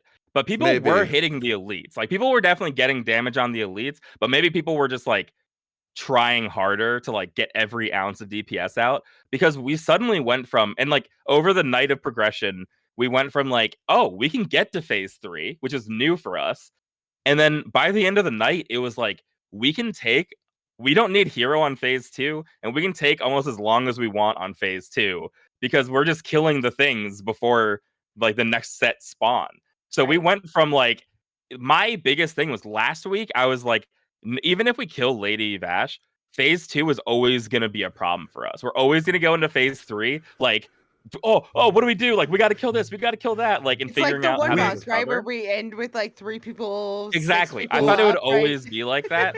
But now I'm seeing we've got phase 2 down. Yeah. Now all we really need to do is Yeah, we transition well and then get phase 3 down. So we haven't killed Bash, So but our first literally attempt, though, went, we got though. we got her to 18%. yeah, on our first attempt. That's but good. Our first Right. attempt of week 2 of progression. Yeah. Yes. Right. But like, okay, but I just want to like before you get to that part, I just want to follow up. We went from like at the end of it having like 2 or 3 of each mob up to like Yeah. only ever having 1 of each mob up, which is like what which- you want to do. A big part of that, other than the DPS, is like we were actually getting the cores in on time. We weren't losing the cores. Before, it would take us 6 cores to dunk 4 in, which is a huge problem. Now we can dunk 4 in 4, but it felt like we could wait till 5 and sort of just like make sure things are dead and people are ready. And then I think next week we're gonna actually try the cheese strat where people actually get thorny, the thornlings from Diurnal. Oh, I I wonder know if you, us Melderon's even three. heard about this. I think that's going to get. Let's just say I have an inkling, a very strong inkling that's going to be patched. I think that's fine if it does. I don't think we need it personally. Yeah. I don't think we need it to get it down. I think if I thought we needed it, I'd be very upset about it being patched out because it is a very hard fight and that's going to be rough. If they patched it out, I kind of feel I'm a little annoyed at the people who got it down with it, but that's okay. We'll get it down next week even without them. I kind of want to use them anyway, just because I want to do Kael'thas progression next week. Yeah. I don't want to like struggle to do it right, but we've got phase 2 down, so next week I think it's a kill no matter what. We wasted a lot of time again on our like old content, so we're gonna easily be able to have like a lot more progression time this time around, or next week we'll have a ton more.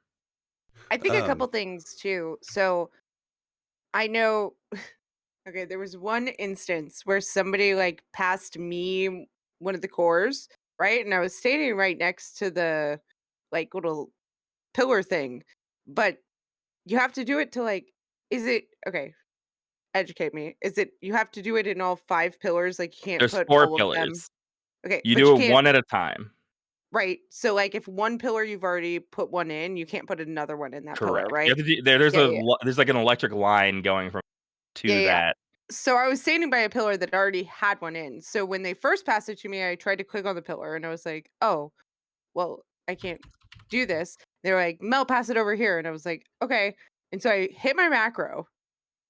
And then I realized I'm feared, but I'm not moving because I've got the core. So I can't move, right? So it was just this like fear thing above me that I didn't even realize was there because there's so many people around me. And they were like, I think Mel's macro doesn't work. And I was like, no, it actually does work. And I couldn't talk in Discord because I sounded like I was in an echo chamber and people thought it was weird. But, um, so yeah, so that was the thing. And then the other thing is they were telling us to stand in the middle as healers, right? Which I will say, this fight as a healer is very difficult because people are taking damage all over and line of sight is an issue. And people are like down on the platforms and then they're like, hey, you don't have to come down here to heal me. And I'm like, okay, well, you're like 300 health.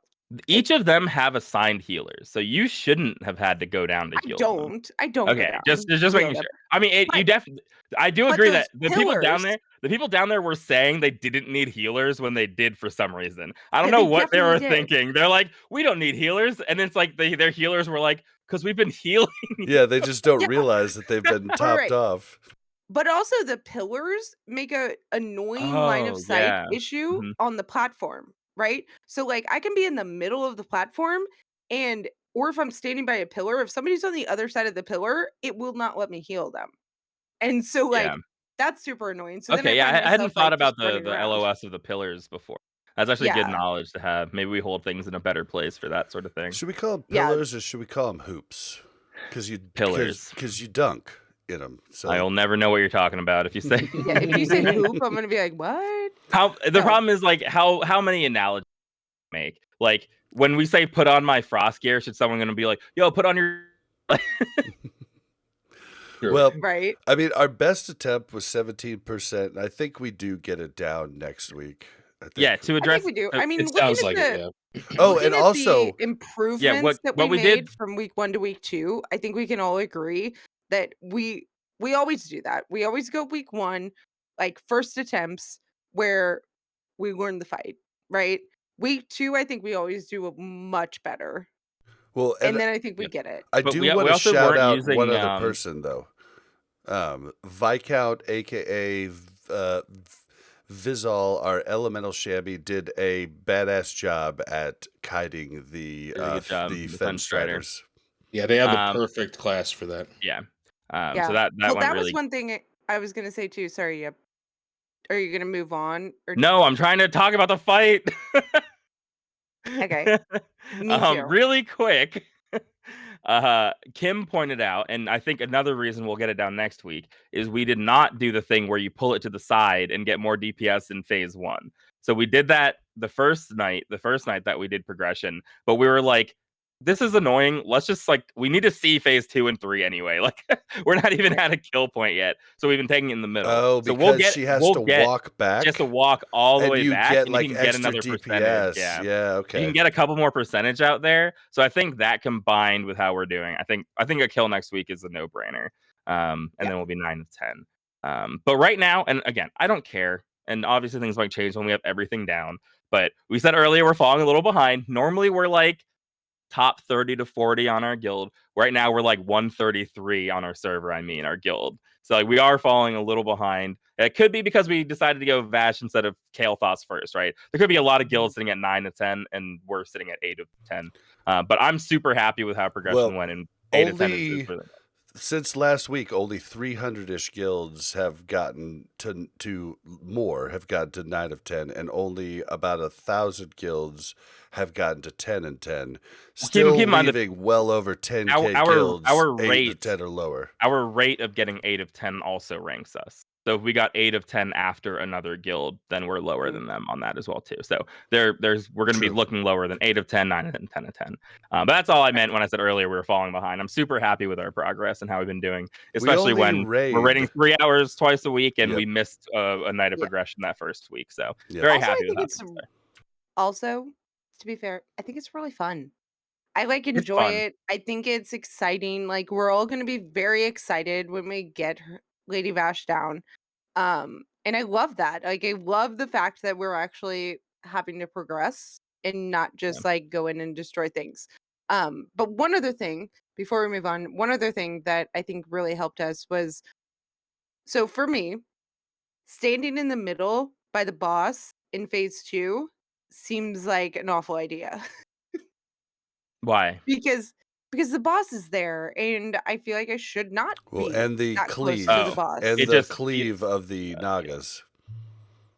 Okay, but now I think most of the healers that aren't scheduled to go out and heal the other people are standing in the middle and away from the boss a little bit. But I think that helps a lot with the Naga Striders coming that are in, walking by and the Naga that are coming in. The Naga elite. So the reason, especially I wanted you guys standing there, is because you were complaining about being feared, and other healers were getting feared.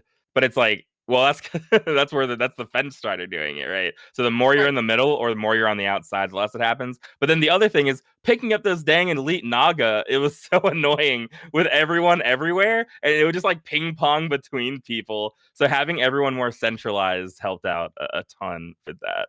Yeah, it did for sure. Yeah, but just to end it out, sorry guys, phase 3 is just a bitch. We had this one is the time first time we where saw phase 3 though. You mean phase 2? Is this phase 2? No, phase 3. We had we had a mind controlled healer heal phase Vash 3 of up Vash for 5% of her health. And it's just what do you do about that? And there's literally nothing you can do. I guess rogues can kick. Do tremors break it? No. Do they? Nothing breaks it. I don't know. I don't actually know. Yeah, I don't literally know. tanks just have to they're pick short them up. MCs, but they function like mobs, so they're tauntable and stuff. So you can just have tanks taunt them away. Yeah, taunt them. But they're buffed. Everything's buffed. They're so damaged. strong. They're 400% healing. So one of our shambies healed up Lady Vash literally 5%. And it's just what the hell? As our guild leader put it in Officer, was that our melee DPS ended up being terrorists on that fight. They would get MC'd and just their rogues were just going ham. The Ellie shaman it's pretty nuts. So but despite that, I think we're good. But None of us can talk about Kael'thas or I anything know. else. I was hoping maybe Melderon could tell us a little story about Kael'thas. Or Yeah, anything else. we've spent 90% of our end progression on Kael'thas instead of Vash. We decided to go the other way Yeah. around. So yeah, just real quick, very similar to you guys. We're 8 out of 10 first night. We can get all the 8 bosses done in one night, done out. So then we have the next night for whatever we're progressing on. We've only got Oh really wow, you're getting all 8 done in. We will next Are week. yeah. are This you week we were a doing little 3 slow. hours? But how long do you raid? We actually moved to 4 because the reason why is because we Okay. usually during progression since the beginning of Classic we did 3 nights for progression and then we went back to 2 for farm. We had issues with people not being able to make the third night, so we extended each night an hour. So now we're Okay. doing 4 hours, 2 nights a week. If we That's had smart. 4 hours, I think we could have got 8. Yeah. So we can do. We took 3.5 hours. Yeah. Don't listen to Well, Bob. what I'm just saying is next week, if we did 4 hours, we could do all 8. I don't know that we get all 8 in 3 hours, though. Yeah, we're getting Especially with close. travel We're getting time and close. stuff. The only thing, like what I've been telling my guild is like stupid mistakes. Like we can't, we should not be wiping on anything but really Yeah. Morgrim. Morgrim's the one that is RNG heavy, right? That's the one that's like, For well, sure. you're fucking holy. Our prop paladin got tombed during Yeah. Murlocs. Like, Yep. or all these other things. Like everything else, honestly, should be one shot at this point for us at least. And I told him that I was like, listen, guys. I mean, there's no reason why I should be wiping on these bosses. Like, let's just get it done. And then, last night, well, this week we couldn't do it because we had some roster issue. So we only had really 2 weeks of progression on KT, and we've gotten better. The only thing is, like, that's really tough is the DPS check. So after you kill each of the dudes, you kill each of the lieutenants one by one. Very easy. You kill the weapons, easy. He brings them all back to life. As long as you're kiting the dude that fears, not the guy that fears, the guy that focuses on people and chases them. The ranged kill him, while melee focus on the 2 melee guys. The warlock tank's tanking the warlock tank, the chick, whatever her name is. Anyway, so it's pretty hectic, but we've gotten those 3 phases down pat pretty much. The next phase is the toughest. This is the one where you have a tank kite the Phoenix, and the Phoenix kills itself, but then it goes to egg form, and you have to kill it when it's in egg form. So, meanwhile, while this is happening, Kael is pyroblasting the main tank, and really the main tank can only mitigate 1 with the shield, the legendary shield you pick up. If you can't get a second pyroblast, you can't get his shield down before the second pyroblast casts over, it's a wipe. So, Wow. The hardest thing right now is wrangling everyone to as soon as that shield pops on Kael'thas, everybody has to dump into it. Like, kill it as fast as you possibly can. And that's been tough for us. So that's where we're at right now. Because like an egg's up, and then so it can happen where an egg pops, it's like we have to kill the egg, and Kael'thas shields himself, and you're like, oh my god, you have to switch to Kael'thas. Yeah. So it's like that's very hectic. But after that, it's pretty much easy. Like the first 3 phases, once you get it down to clockwork, is very, very. You can get it down very cleanly. Most guilds can, I'd say. It's that 4th phase, I guess it is. That's the one where you have to pop the shield, and after that is when he puts everyone in the air. We haven't gotten there yet, but I heard that's like way easier than the rest of the fight. So, but we only did like a few attempts on Vash like early on to show people what the fight looks like, and we got to the phase with the dunk in the things, right? Yeah. So. And we did that, and then we died. So we only did it like once or twice. But I'm It's hoping this tough. week we can get at least KT down. Should be down this week unless we have another issue with the roster. So yeah, it's been hectic. It's been kind of it's been tough with that.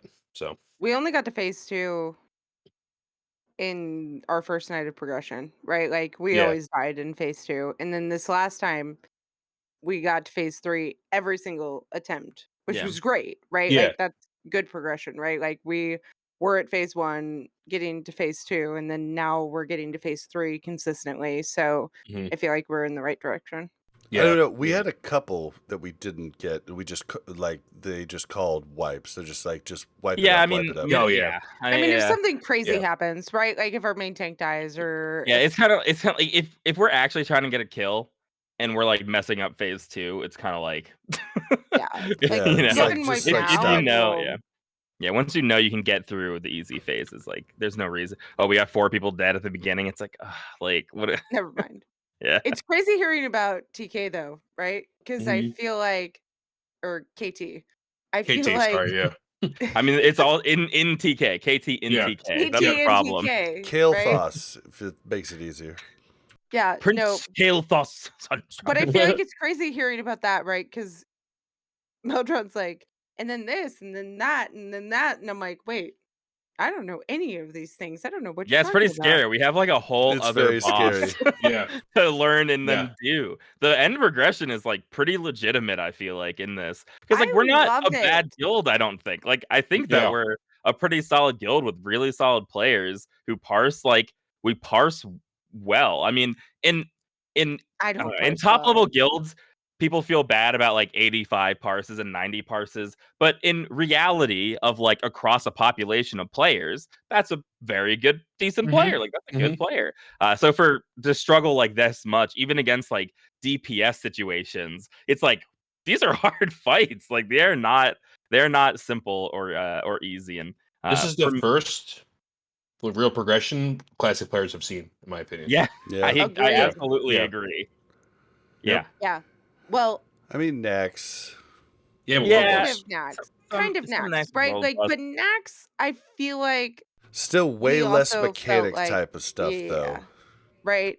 It And was World more Boss. like you Yeah. figure True. it out and you get it done. Yeah, But I guess the problem is with like I want to say like 4 horsemen and saffron, but when our solution was like go get Yeah. reworld buffed, Yeah. then I think that it's kind of like cheesing progression Right. here. I think Yeah, I That's what mean, I mean, 4 yeah. horse, Yeah. we only did legit no world Once. buffs once. once, Yeah, and Yep. then after that, because it was just with world buffs, you're like, oh well, you just this is so much easier.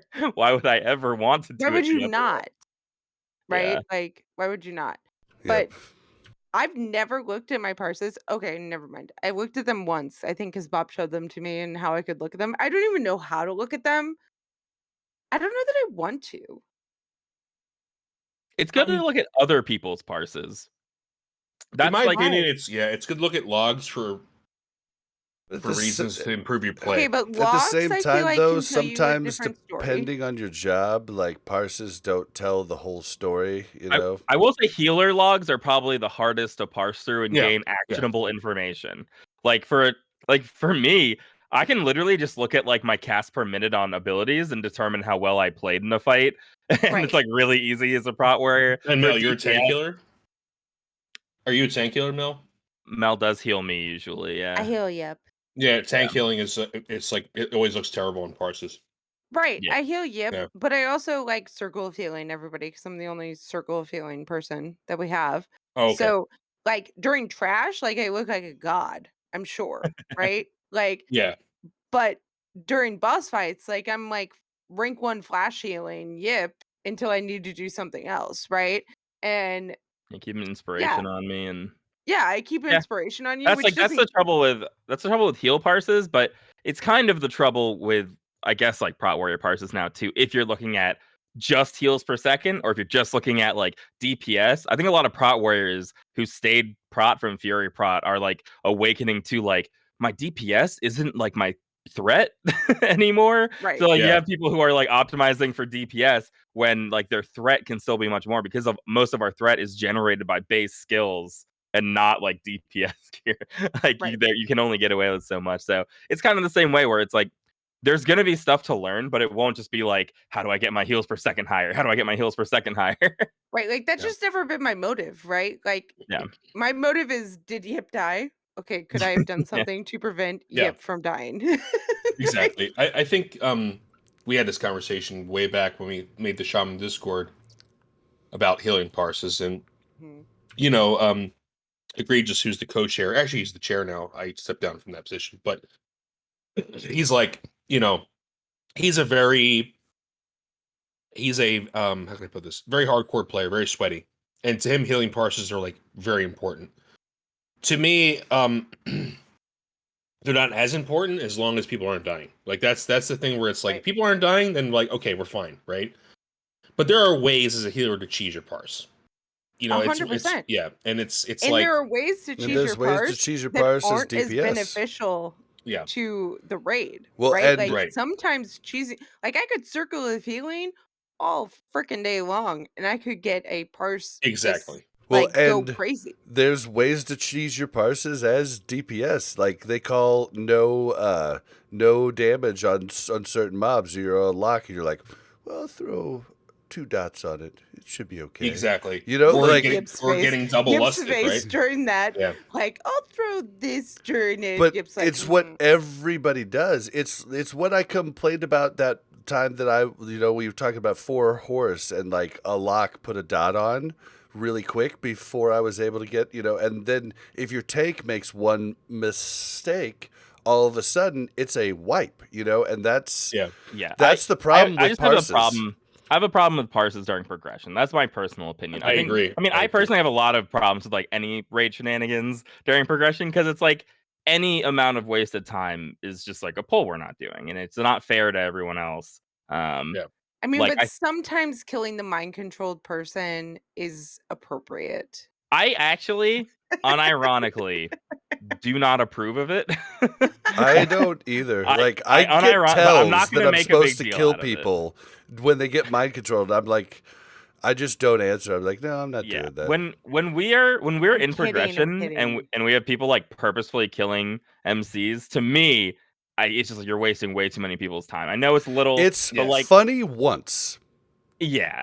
And then after that, it's like, okay, dude, like we're especially just if you're let it carrying an go. elixir or scrolls to the next boss fight or something, Yeah. But yeah. I mean, a lot of our and I mean. This is a little too personal, but the person who's getting killed a lot is someone who pops scrolls and elixirs and stuff. So it's like really just like, right. Come on, like yeah. I pop scrolls dude. And he's boss one of my fights for favorite me- people. Yeah. Damn it! Like I don't want to kill him. Boss fights for me are like sometimes 50 gold pulls. Yeah, it's and it's I mean we don't kill each other, but like I get really frustrated. Like Solarian this week, I actually was pumping, man, and she targeted me for arcade missiles, and I didn't get one heal for that whole thing and died. And I'm just like, mother. So it was like, yeah, but it happens. What are you gonna do? Yeah, but like for real, nothing though. is harder than being a healer. Where I'm like during Morgrim. Mograine. Yes. I know now. I feel like I can't say it right because you keep telling me what I shouldn't say. But during Morgrim, when I'm like hardcore yip healer, right? When I see other people going down low, it takes literally everything in my being to not go heal them. And sometimes I do, yep. I'm sorry. What do you want from me? If you don't die, All right. it's fine. Well, when you die because I go heal them, I'm like, yeah. I am gonna have to put a hard stop to this, unfortunately, but we're gonna why? move Because on we're at 2 hours and we've to the talking news. about our days. So first off in the news this week, we have the hotfixes. It's not going to matter for you now, but Brewfest ended early, and then they brought it back up for one day. You were able to get a couple more attempts on that. Hopefully, you guys got those trinkets because I don't know about you, but as a warlock, I'm using both now. The trinket from badges and the trinket from Brewfest because you just don't know when Quag's Eye is going to proc, and it usually procs at the worst times. So I truly believe in fights, especially like Vash, that you're going to get much more use out of double pop trinkets because every mob that came up, I was able to pop a trinket each time. So there's a lot to be said about unused trinkets and like certain DPS phases for progression too. Like having your Quag's Eye pop in like phase 1 of Vash, it's like, okay, well, it's like I need this to pop when I'm killing a Fen Strider, please. Like during phase 1 of Lady V, I don't even pop a pot. Like I just I just pop, but I pop both trinkets during her, and then am able to pop each trinket again on the 2 mobs that come out. So it's huge. Whereas Quag's Eye can pop, and then you're like, okay, well, what do I do with this? I guess I take that back. I do pop the Destro pot at the very start of Vash. So I guess that's not true. I do, because the pot's up too, like, later. Sorry, Melderon, you gonna say? I'm just saying that I actually don't use double use because I have DST, so it's Oh, well, like DST is a Yeah, different yeah. story, but like Quag's Eye just always seems to pop at the wrong time. This guy. I have a DST. Actually. No, I mean it might still be good in certain circumstances. If DST is not proccing at all, then yeah, the double use would be better. But I just run DST below this approach. Well, I mean, and there's still fights that Quag's Eye is definitely better. Like, and I'm going to use those on those fights. But it's just like having more tools is good. So hopefully you guys got those. In other Hunter, this is actually interesting because this has been a thing. So feeding pets Sporling Snack and Kibler's Bits no longer generates threat. There was a reason for this. I don't know. I forget what it was.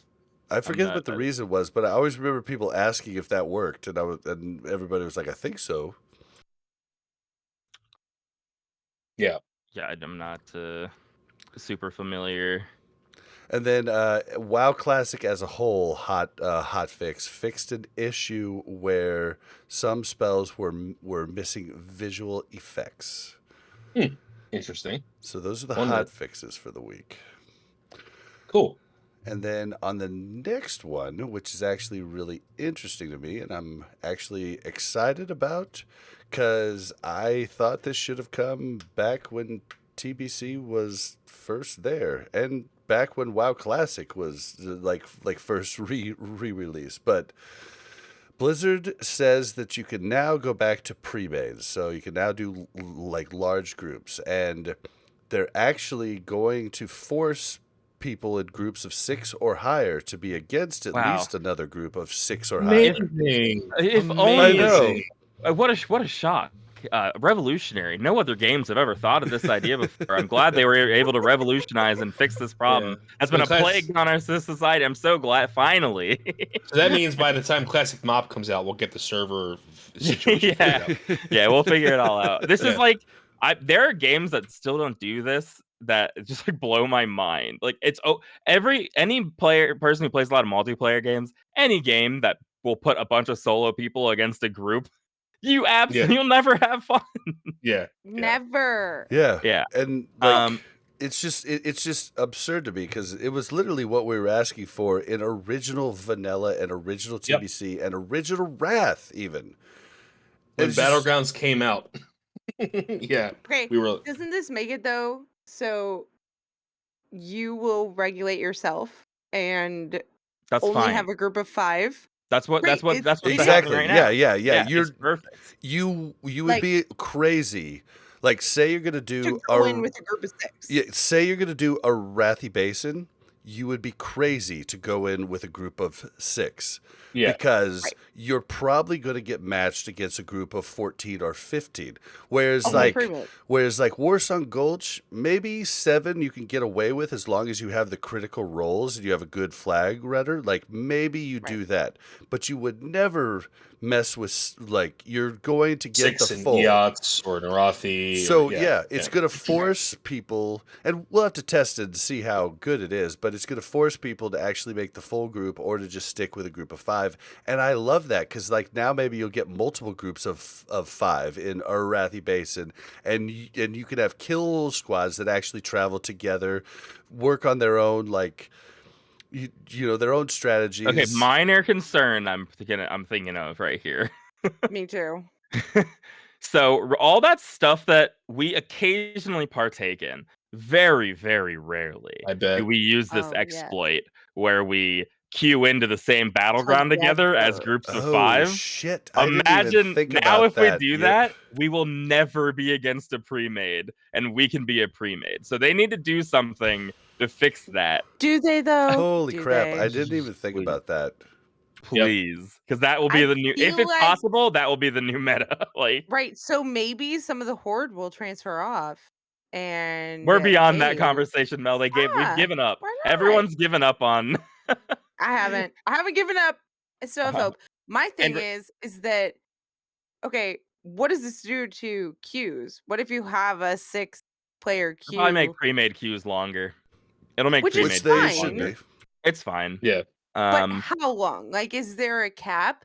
Like, do they I say if I you've been in a personally queue for 15 minutes or 20 minutes or whatever that you were just gonna get in there'll the be no next cap. queue? There'll be no cap. I don't think so. I think it's fine. I think that if you're a group of 15 and you got to wait 20 minutes, like you just got to deal with it.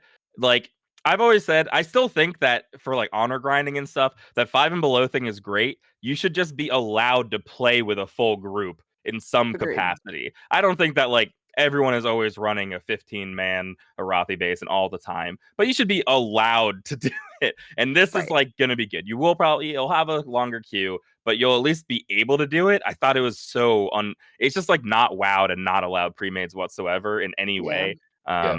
So I'm glad this is a good solution. Like I'm Melderon, what's it Yeah. like on Eden? Or what's it like on Scarum? Eden. I Scarum. mean, well, it's the Battlegrounds are same. the same. Well, right? Battlegrounds are cross realm, so it's just a fast Good. queue.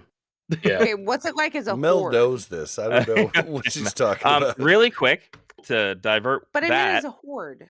What do you I wanna know mean? as a Like, horde. It's Like, like are your battleground they're the timers same because they're yeah, cross server. it's cross server. So our battleground queues are like under a minute. Yeah, all it's the queues all are North exactly the same. America. You know this, Mel. Mhm. You're crazy right now.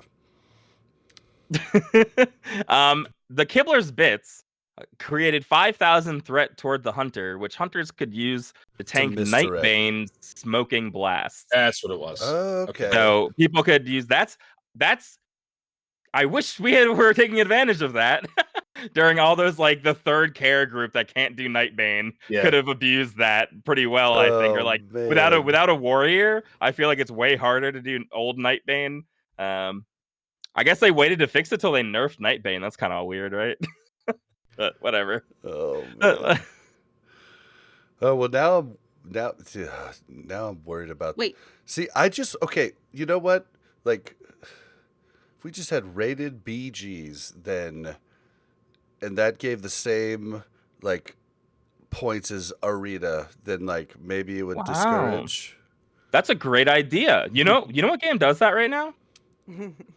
Yeah, the crappy game. Retail? Weird. Yeah, retail. It's like Well, conquest but points remember, instead of arena points. Like retail's always been praised for doing good in raids, and has at times been praised for doing good in PvP. And what I did that disagree. change come in Legion, which was I supposedly think really retail good, has right? been like demised for I don't even know. I'm really tired. I'm sorry. Yeah, Mel no. Diggs got in. Yeah, retail's been demised for being able to stay in town to do everything. But here we're For not PvP. No, for PvP. Like I I would- feel like they lately gave up in on PvP. PvP. Lately in PvP, like the last two expansions. Listen, I'm down for what you're. Listen, I've said that I'm down for that before, but at this point in time, now that we've all accepted like horde versus horde stuff and like all this stuff that's accepted, TBC fresh. We can talk about rated battlegrounds. It's just Cool. it's so retail that Yeah. All right, well, all right. We've got to move this on. So that concludes the news, kind of. We're going to talk about the next bit of news in discussion. Okay, so it's going to be interesting to get Melderon's take on this because we had Ale last week, and all right, so everybody knows the new season of Mastery, basically Classic Fresh, is coming out. I'm not going to repeat the changes, but I'll just tell you that the beta is open. It was popping. I logged in, and it felt like that one server felt like every server did at the launch of Classic. So it was definitely packed. So there definitely appears to be at least a good amount of people that want to actually do this. So the beta is open on October 5th. Player levels are capped at 30. Character templates will not be available, so you're not going to just be able to make characters like we could in different other betas. The rate of XP from quest turn-ins has been increased by 25% globally. Mining and herbalism nodes availability increased. The PvP honor system is enabled, and Warsong Gulch is enabled. The stuff that's not there is increased debuff and buff limits, increased health from raid bosses, restored raid boss mechanics, removal of world buffs in raid instances, meeting stones converted to summoning stones, adjustments to curtail power leveling and boosting. So this is their, this is Bare bones the beta, yeah, basically. this is the beta that's out.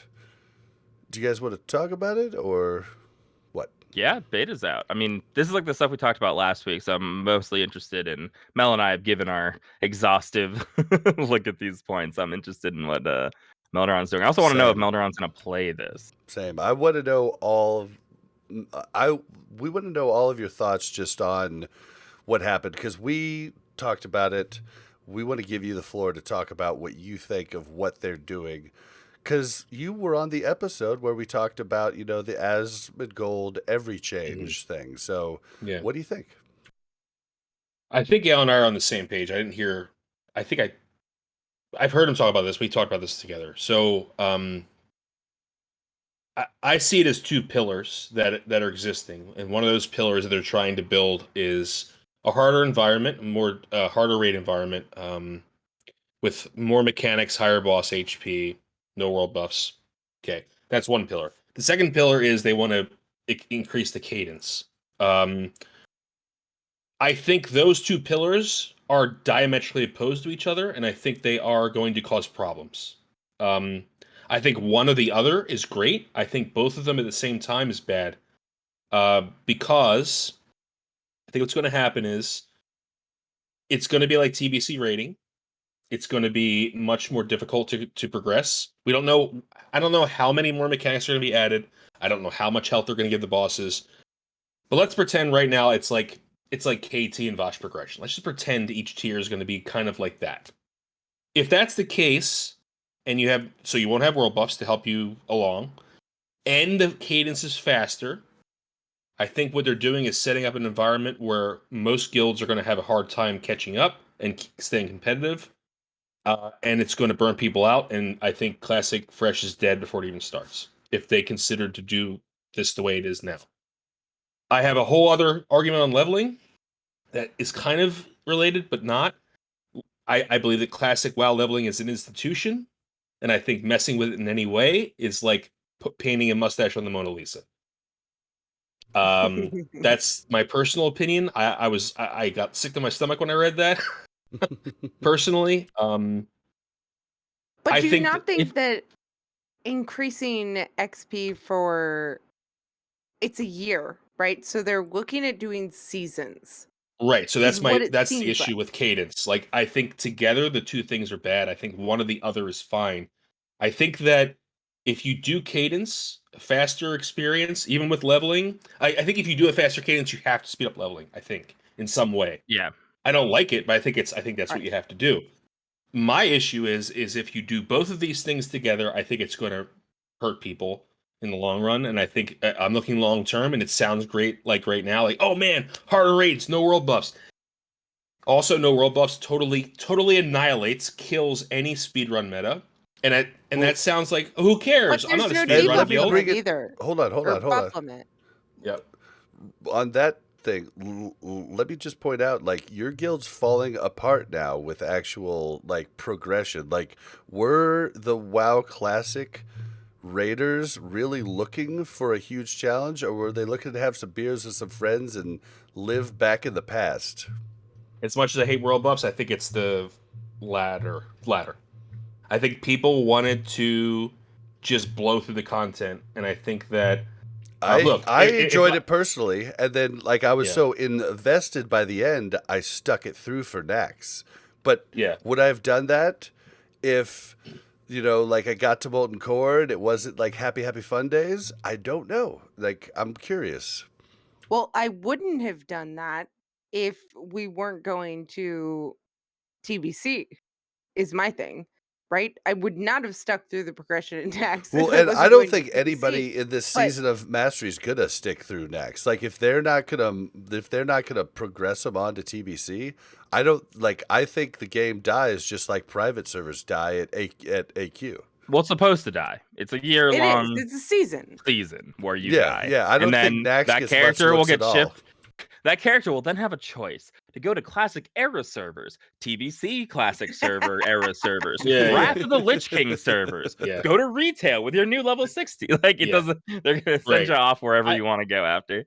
I think on paper it looks really interesting, and yes, I am going to be doing it because I'm doing the Race to Ragnaros. So I'm at least doing that. But I don't think they thought this through. I think they just looked at the responses on the survey and built something around that and said, boom, that's it. That's what we're going to do. Not thinking deeply about the decisions they're making. I think they looked at the vocal minority, right? No, I think they I looked think at they the looked vocal. just at the surveys. I think Just they the looked surveys. at the vocal majority. But the problem is like I want this. I just don't want it now. Like it's too I soon for want me. this after Wrath.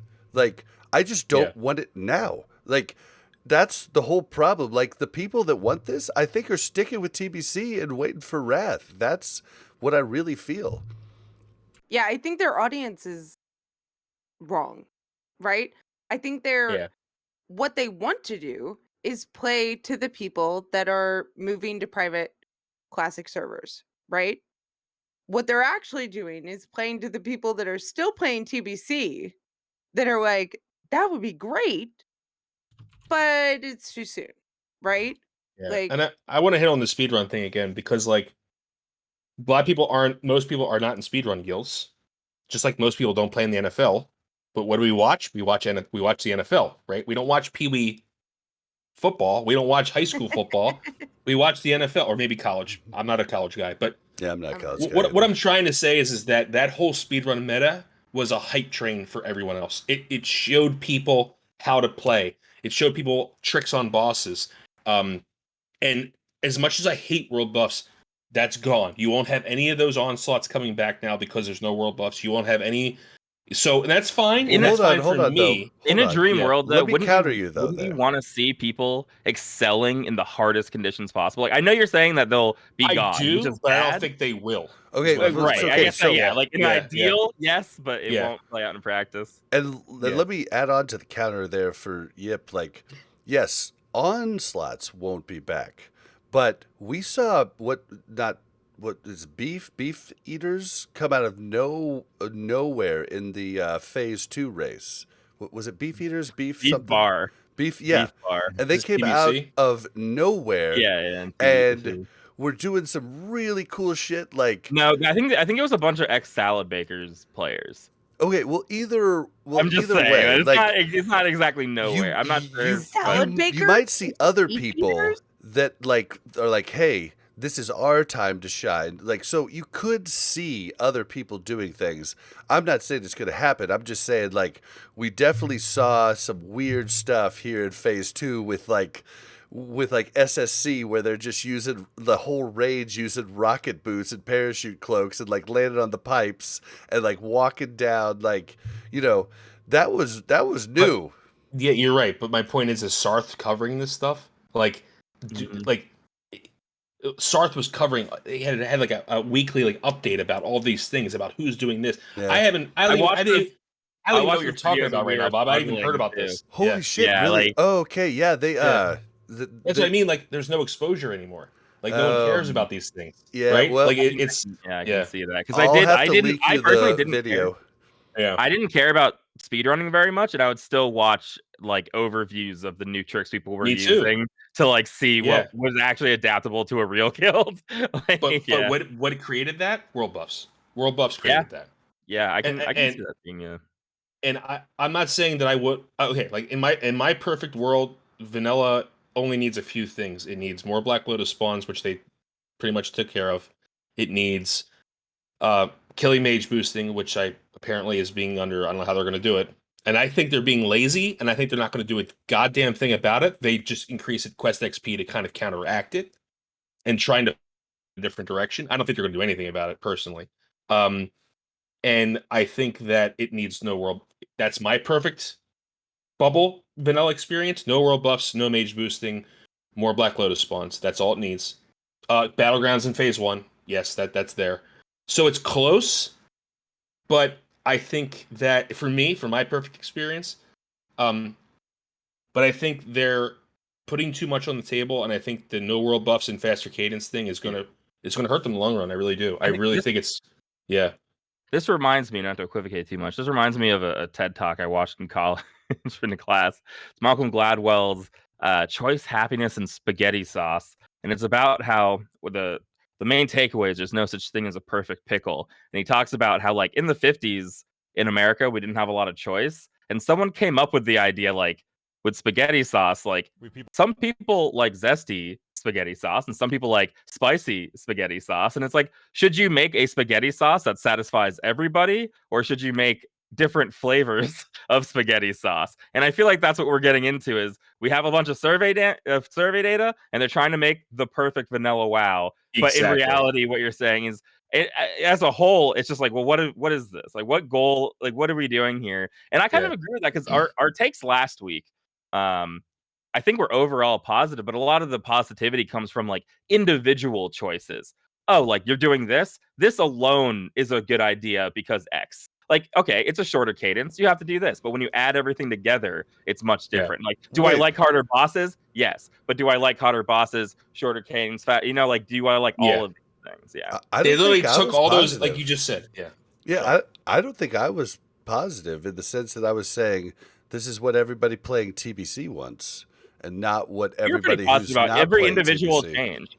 No, every individual change. Well, because it was the changes that I was asking for in that episode. Like, I literally was talking about more debuff slots, more buff slots, no world buffs, faster cadence. Yes, but so I was very just positive, saying, like I said. but it's not positive because I don't think that the people that want that are going to be playing this. You're saying it because of the timing, but we're not talking about timing. I think Melderon's talking about this mishmash altogether is not the ideal. Can we talk about this? Okay, so getting rid of world buffs, also increasing the debuff slot, right? What does that do? Like, this could be something crazy where we have a very different meta than we did about the Fury Warrior, who was excelling with world buffs. The problem right? is, And though, the Boomkin that couldn't put on their buff, or the priest that couldn't put renew on a tank because it would push off a world buff. Right. So that's great. But here's the thing you have to realize is, like, this whole another thing I think people are thinking, this is, like you said, this is going to bring a whole new meta into the game. What this actually does is kill hybrids. It kills them, right? Because without world buffs and without shorter HP on bosses, Boomkins, Elemental Shaman, Enhancement Shaman, anybody who think like, maybe hybrids will have a chance, they're going to be for 80% of the fight. Yeah, it the bosses have so much more health. Helps warlocks. Like, it helps warlocks. It's going to make you go faster healing them. Yeah. So what if they take out world buffs and keep, like, what if they take out world buffs, remove the debuff and buff, like, limitations, but don't increase the difficulty of the bosses? I think that's fine. Right? I think if you just remove world buffs, that's enough of a I think with the faster cadence, I think we're getting close, right? I think that's okay. Right. I think it's the fact that we don't know how significant these bosses are going to be buffed. And maybe I'm just being totally crazy. Maybe I'm being overly cautious here. But maybe these new mechanics are not going to be as hard as we think. Maybe that, the HP pools won't be hugely increased. Also, can we if you don't hold on. Also, people have been talking warriors won't still be on top. They'll still be the top. Yeah, unless they remove her heroic strike canceling, warriors will still be on top. Yep. I would still beat everybody. I would still beat everybody with, like, after, like, losing buffs, I would still beat everybody who wasn't world buffed by heroic strike canceling. Well, I think if they a get big rid problem of that, though, the it'd be margin big. was wider though. The margin was wider, widened. sure, Yeah. because Yeah, the road buffs and they stacked did way better on and they melee. also couldn't put all their debuffs on. So Okay, but how about this? What if instead of increasing the actual like health or difficulty of the boss, you just made all mechanics happen at a certain percentage, like they do in TBC on some bosses, right? So Ragnaros submerges at 25%. Instead of you can kill him Before the before submerge he happens. submerges, right? Like I feel like what was missing from Classic was the different phases of the bosses, right? We literally didn't see half the phases that were available to us during, vanilla. And I think that was the problem, right? So you put those on a percentage basis instead of on instead of increasing their health, right? Like let's just make it the same, but you have at 25% they're still going to submerge. Okay? You have to deal with that phase. I was cracking up. Josh had a guest on Countdown to Classic last week. I forget his name, but he was awesome. But it was hilarious to me because he was like, guys, did you know that Ragnaros had a phase where fire elementals would come out? And I was like, oh my gosh, wow. I'll be honest, I am a boomer. The only time we submerged, we wiped. Yeah, the only time we got submerged. As an actual high-end vanilla player back in the day, we saw it every time. Every single time. And there was another thing, like they were talking about like bringing back old mechanics. Like, did you know that one of the mechanics on Ragnaros used to be that your weapons took damage while you hit him? So your weapons can break while you're hitting them. That's and then, rad. So cool. Do you think that's cool? I don't know, man. Dude, I don't know if that's cool. Okay, in the context, you have to work within the framework that there's a boss that auto breaks hunter weapons. Like it's not like true. Like okay. It's not like this is unheard of in this game. Yeah, good point. Good point. Yeah, so I think it's going to be. I think a really good point, Yip. The possibilities are limitless of what you can do, and I think having these new mechanics are so cool. And so you're forcing, and even if the DPS charts are going to stay the same, anything with 100% uptime, like warriors and rogues, are going to be top. But the fact that you're creating this new meta is awesome and cool. I just think when you put the two pillars together, speeding things up, making things harder without world buffs, I think they're at odds with each other, and I think they're going to cause people to get burned out, and I think it's going to cause problems. That's the only concern I have. Remove one of the pillars, like remove the cadence thing. Make it a year and a half instead of a year. Okay, whatever. Like, well, and one thing I don't know what the rush is, or just give more loot too, which we brought up on the show. But one thing, that's another thing. Okay, you're going to reduce the cadence. Hold on. I want to tell Melderon about Ale's. Right? Ale's idea. So let me ask a question real fast. Go. You played private servers. Yeah. How long did you play a private server before you played private servers since? No, so it depends. So Nost I played the next one because it got shut down. I would have stayed on Nost probably forever. I went to Kronos, leveled basically to 60. Like you leveled to 60, did your stuff, and then how long before you like went back and did it again? It's hard because each situation was different. Yeah. It depends who I was playing with. If I got a guild, if I got a guild, I stuck around longer. If I didn't, I would go to a different private server and find a guild. Honestly, like it depended upon what my brother was doing at the time, and if I was in a good guild. If I was in a good guild, I stayed longer. I think that's most people have that experience. Longer than a year? Yeah, sure. Yeah, okay. Kronos 2, I was there longer than a year.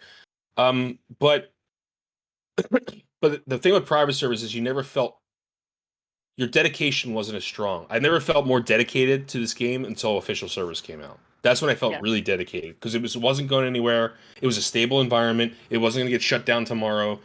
Because remember, private servers didn't only get shut down; they got held. They were put on hostage. They got held hostage. That was very common.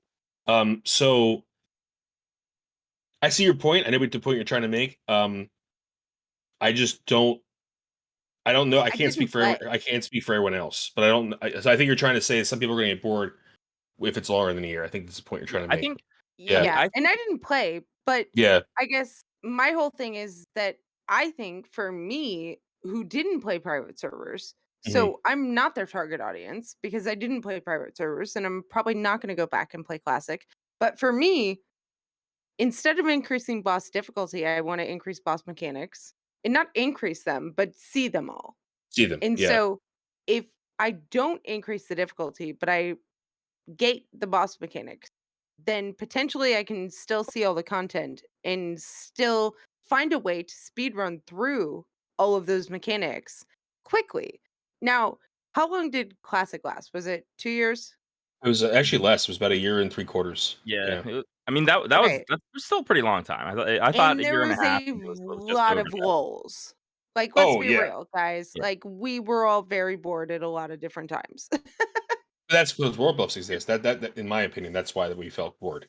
Yeah, less Fair. progression. I mean, something. I don't know. I think they personally. I think if they wanted a season of mastery, I think they should have done a year season, real vanilla WoW. None of these crazy Yep. changes. Yep. But And see what it was no, like. I still say no world buffs personally for mastery. But the other thing we're not even talking about is the fact that they've already said that they're not going to increase loot right now, and we're going to be going from tier to tier instead Yeah. of being fully geared. We could so easily have like 0 onslaught girdles going into Yeah. the next Exactly. phase. We could have No no Thunder Fury. CTSs, Yeah. no Thunder Furies moving in. So like that alone, plus no world buffs. Now that is like, to me, if you want to have a season of like mastery over classic WoW, that is how you would do it, like over real vanilla WoW. But like, I almost just don't like the name that it's like, yo, you're mastering the game, but it's like you're also adding all these things that that weren't there. So it's Right. like kind of counteracting that. But Like I all don't the know. boss guides will have to get redone. Yeah. All of the it's. I think that's interesting and awesome. I think it's so cool that we're gonna have to look back at a game and be like, oh man, we have to look at see how we have to approach these bosses differently now. I just Yeah. think it's like you said, it's like it's like Blizzard was trying to build the best ice cream in the world, right? But then for some reason they asked, do you like bacon? Of course I like bacon. Do you like cheese? Yeah, of course I like cheese. Okay, we made this new ice cream with bacon and cheese on it. And you're like, what the fuck? I don't want It's that. disgusting. Do you know what I mean? Like, but that's what it sounds like they did. They literally created a survey with all these not random, but questions that are so complex and have all these underlying issues, and then they just took the answers and made something out, like an I don't know amalgamation though. out of it. I do have one problem with that analogy because I think bacon and ice cream could actually be really fucking good. That's disgusting. Cheese Yeah. though, No. I draw the line at cheese, but bacon and Yeah. chocolate is really good Okay, if you've No, never no, had no. it. But this is Listen, bacon I flavored. could put cheese on ice cream before bacon. Like, I don't know. Ooh. I feel like, not sure that was the point. I know. And But But, I guess what yeah. I'm trying to say is like these are they're very big questions, but they're disjointed in a way that they're so complex. And then they just kind of like mishmashed all these answers together and said, "Okay, this is what you asked for. This is it." And we're like, is this what we asked for, Blizz? I don't know. Like, I was content with just no world buffs personally. Well, That's I mean, Well, I mean, you guys have yet to get kicked out of the content creators Discord. Like, have you had discussions there?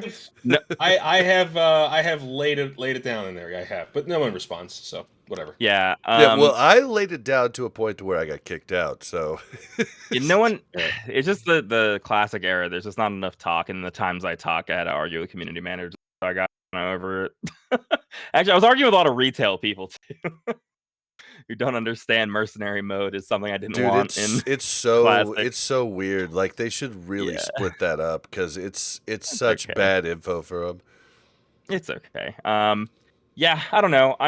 I think that the only good thing about it being a year, and I just hope they don't just give up. I kind of hope that this experiment just fails a little bit and they can take some like learning experience, and when they go again in a year, it'll be something better to what we want and at a time that we all want better too. Yeah. At least for the start of Agreed. it doesn't look like it's gonna fail. Like according to beta, like beta Oh, is packed. start of it is not what I'm worried about. Yeah. I'm not worried about start. Yeah. The experience of the journey is what really people want, right? Yeah, I think like, so. 95% of people who tried Classic wanted to experience the journey again.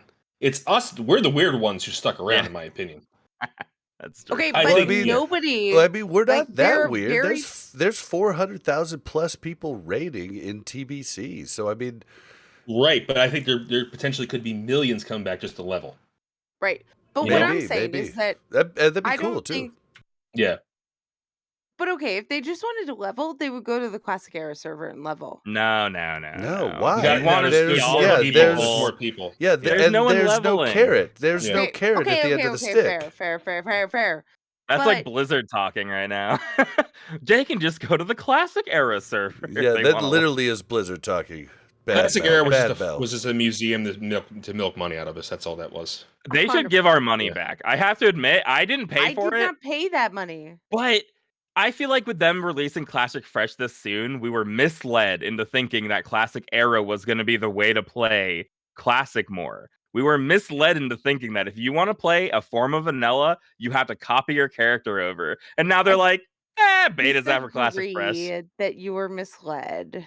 We were misled. No, you weren't.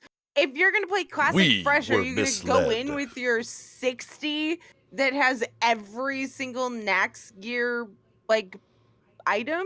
Did you not just No. say level a new character on that server?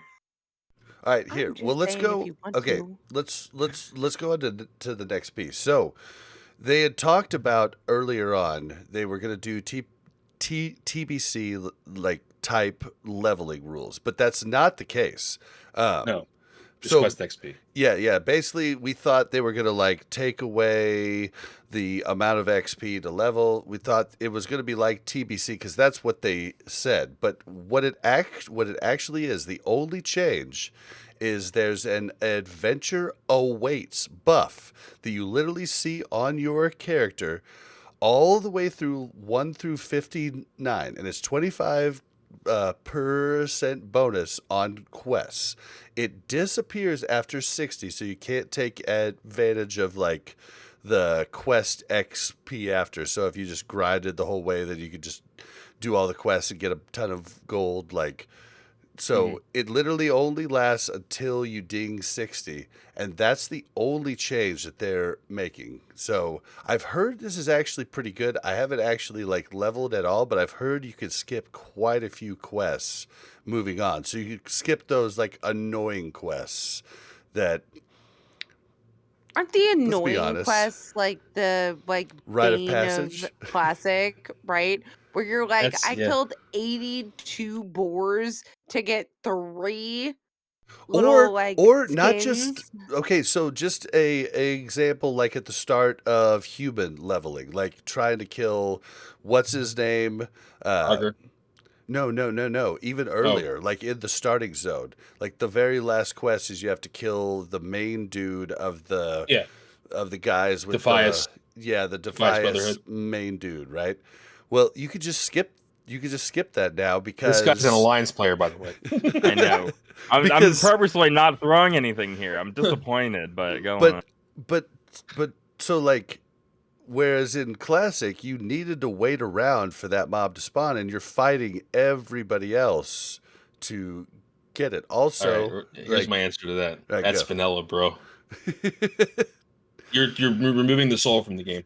But are you really? Because when I did it in vanilla originally, there wasn't 75 people in the Our starting servers were a zone. lot smaller. You know what I mean? However, did you play on launch with everybody? Or did you I play did. later when everyone already leveled? Oh no, I played on launch like where And there was no one around doing Where- quests with you? no, as well, I didn't even have Mel at that point, and as a warrior, I couldn't even tag a wolf to get the first quest done. Like everybody was like, the hunters were tagging the wolves, and I was like, okay, I'm just gonna log out, sleep for 4 hours, and get up at 3 in the morning and do this, and then that will be the way I do it. And that's what I did. Like it's just like. That launch was nuts, dude. Where people Sorry, were are standing you talking in about line. vanilla launch? Are you talking about vanilla launch? I'm asking about No, I'm vanilla talking about launch. classic. Oh, I'm vanilla asking launch. you about No. vanilla launch. Yeah, because you vanilla just said launch. that this experience does not like vanilla. Oh, no, I'm no, it's asking definitely you not. if on vanilla launch, were there not other people there questing? There was near not even close to the amount of people. Because the servers were smaller. Well, Yeah, they had a smaller. I know, but there and were just still, like, remember, it was people a there, but- smaller. It was a smaller launch Right. than Classic. Like by 10 to 20 times less. I find it hard to believe that if you knew what you were doing in WoW, that other people weren't killing the Defias messenger ahead of you back in the day. No, not Defias. Leave. You didn't have Defias quest mobs. Defias Messenger is in West in Oh, is that Westfall. not the one I'm you're He's literally talking talking about about the Garrett? very Oh, you're talking about Garrick. yeah. Who? Okay, that's a little bit rough. All right, but still, it's cool though, and it's like It is. for a It tiny is. period of time. That like the electricity of logging in right when you could, and there's just like 80,000 people running around like Yeah. that. I don't have a problem. I don't mean I get I hate the big server thing, but like I don't know. And I still hold up my point. There's still no way that on Classic launch or on Vanilla launch that there wasn't quest competition in the starting zones. I just refuse to believe it. It was nothing compared to what I saw in Classic. Like If it is, Classic because was they're No. also they're also putting the Seriously, CDs in. They're on disc 6 still trying to install WoW. Like, they couldn't log in at the same time. even a week later when I couldn't get into my character on white Whitebait, all of us wanted to play, and we went on a new server as Horde, and we went on Orc and Troll starting area, and it was literally hundreds of people. Like, there was 75 people in line just to do this one quest. Like, literally, we formed a line. And we were like, all right, now that's next. And then people were trying to cut, like sneak in front of it. It was uncanny. I've lost the sauce. What was the overall? What are you suggesting anyway from this point? Is this you're saying this is bad for some reason, right? No, he's saying the 25% quest increase is good because it alleviates the issues to do stuff like that. Yeah, Okay, yeah, you can skip certain that quests. I don't care about. What it really alleviates are those dead alliance levels, as we talked about many a time. That is where, like, I personally don't like the faster quest XP.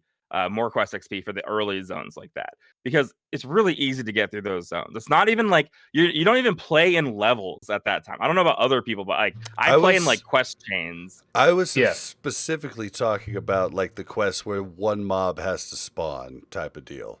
Like, and like it's not something you can just everybody can do. It's literally one mob has to spawn. I don't know. After like that exact starting zone though, I don't remember. I didn't run into like that as a big issue. Like the first couple of starting zones, but everyone ends up in different places and with layers. I don't think we're gonna run in like the layering they have now. I feel like is more advanced or better than what we had. You also like went really hard at the very start of Classic, so you might have like jumped in front. I had to wait 6 hours for my friends to log in. Oh, okay. So I was like, I was in the weeds with people. But again, I don't know. There's a lot of things going on. The only reason this is kind of weird, and I thought this to myself, but I didn't want to bring it up. I didn't want to argue about it because there's no like good thing. I kind of agree with that vanilla leveling is an institution thing. When I saw this, I was like, even if I objectively agree that it is too long, and if I'm not disagreeing with that. I think like long. vanilla leveling is like that's the thing. It like, is the thing. Yeah, it's vanilla's spirit. That's the spirit right there. I'm gonna bring it up right now. Winky brought it up when he came on the pod. Horde is easier leveling. You have better quests, you have better lines, and you don't run into the lull that we do in the like mid 40s. Again, and that's where the 25. That's why I say my enjoyment of 25% is only coming from the lull, where there are times where you literally like have to grind as an alliance player in order to like get to another quest zone. That's like a real thing.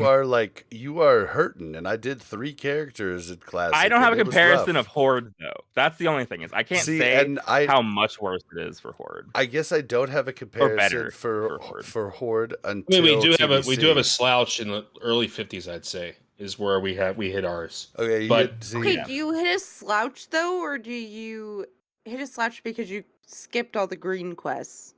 See, I and move personally to the never next hit a zone. I personally never hit a wall because I do dungeons, right?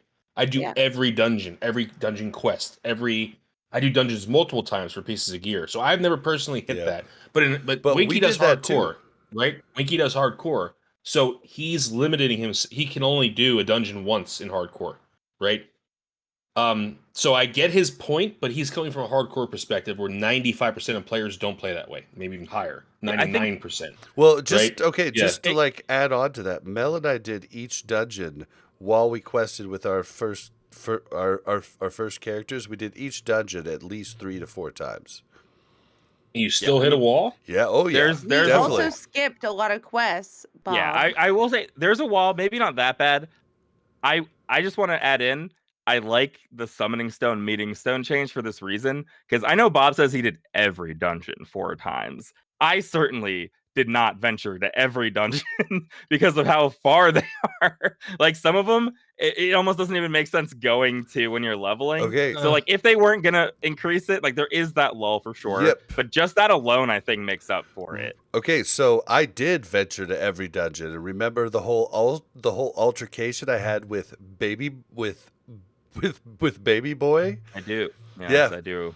Yeah, that was a long trek to get there, and I planned on only doing that dungeon once. I had to do it 2 more times because someone else on the next run did the same thing Baby Boy did and wiped the whole raid at the end. So Did you yell at that person too? Bob's a little rager. He's yelling at people level 20 Yeah. in this game. I'm it personally was not level 30. not a fan of the summoning stone change because it removes the niche that Warlocks have in the game. That's their niche. Okay, yeah, that's actually really fair. I'm so sustained with Warlocks and TBC. I didn't even consider their perspective. Yeah, I mean, like TBC's fine. I mean, that's where it came out. I don't know, man. It's a pillar of vanilla too. As a Warlock Yeah, player, I'll tell you, I love the fact that I could just go inside and not have to summon everybody every time. Yeah. I don't know. It just seems like it's a little bit of adulteration for me. It's a cheese to get flight pass too.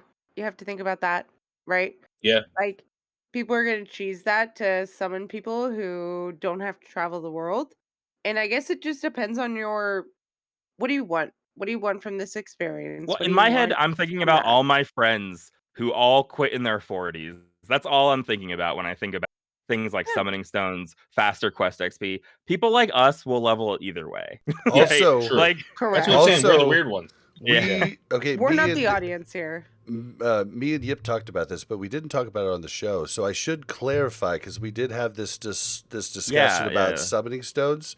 So I had to go get the DM East or just DM Thornling whatevers for Lady Vash, and Kim Jong-un wanted a summon to DM.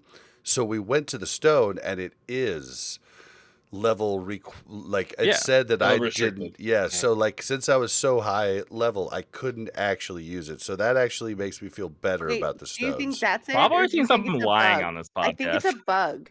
I just honestly, didn't know if you were right because- or wrong. That's all. Okay, but we got the same error in TBC when we were trying to summon people to the initial dungeons in Hellfire Peninsula. Yeah, but it could have been It because said you have don't to meet be the level requirements. But it could have been because you had That to is be exactly what it said. 68 or higher. Yeah, and you're we too weren't. low for Right, those. to go into a 62 dungeon? What dungeon? What dungeon were you using it for? Any of them. Hellfire. Hellfire? Then Yeah. that's weird. Exactly. If you couldn't use it. So Are you I'm sure saying, I you think weren't it might using the be a bug. Magtheridon one? No, we were Okay. not. We were No, using the we one weren't. right in Yeah, front not. of what's the first dungeon you do? Slave pens? Ramparts. Ramparts. We use the one that's like right in front of Ramparts, and it says you do not meet the level requirements. They fixed it, and it worked after that. But They probably set it to Shattered Halls or something like that. That's probably why what I happened. love this game. There's so much shit that doesn't make sense and that changes Yeah. over time. Like it's a living, breathing thing. All right. Patch 3.3.0. There is no maximum character level requirement for any meeting stone now. So in Wrath, they got rid of it. At the end of Wrath, they got rid of it. So really, I'll just kind of TLDR this. in my opinion, with vanilla, less is more when it comes to changes. Yeah. Yeah, I think That's my that. I mean, personal opinion. Yeah. I think I totally agree. I mean, and that's I think kind of I like do, I think too. as I enjoy TBC more and realize, I don't want to say realize, but like think about how a lot of my really good memories are from TBC too. Yeah. But I played as a child. In my head, I'm like, I do kind of want vanilla to kind of be like sanctified in a way because I can get a lot of these changes in TBC But that I want. dual spec. I'm having fun in TBC. Yeah, dual They spec. didn't mention dual spec, Bob. Yeah, now I hopefully listen when Wrath comes out. When you start saying dual spec, we can all just say go play Wrath. Yeah. Like that'll I be will the say- answer. You what want I will summoning say- stones? Go play TBC. In 2 years, I think you could offer me a vanilla this experience and I would be interested. Right now, Mm. I'm not. Yeah, it's wanna literally play- for me. Like, I want to end Too out early. Too Wrath. soon executives. I want to end out Wrath. Like, and then I would honestly almost love 6-month, like,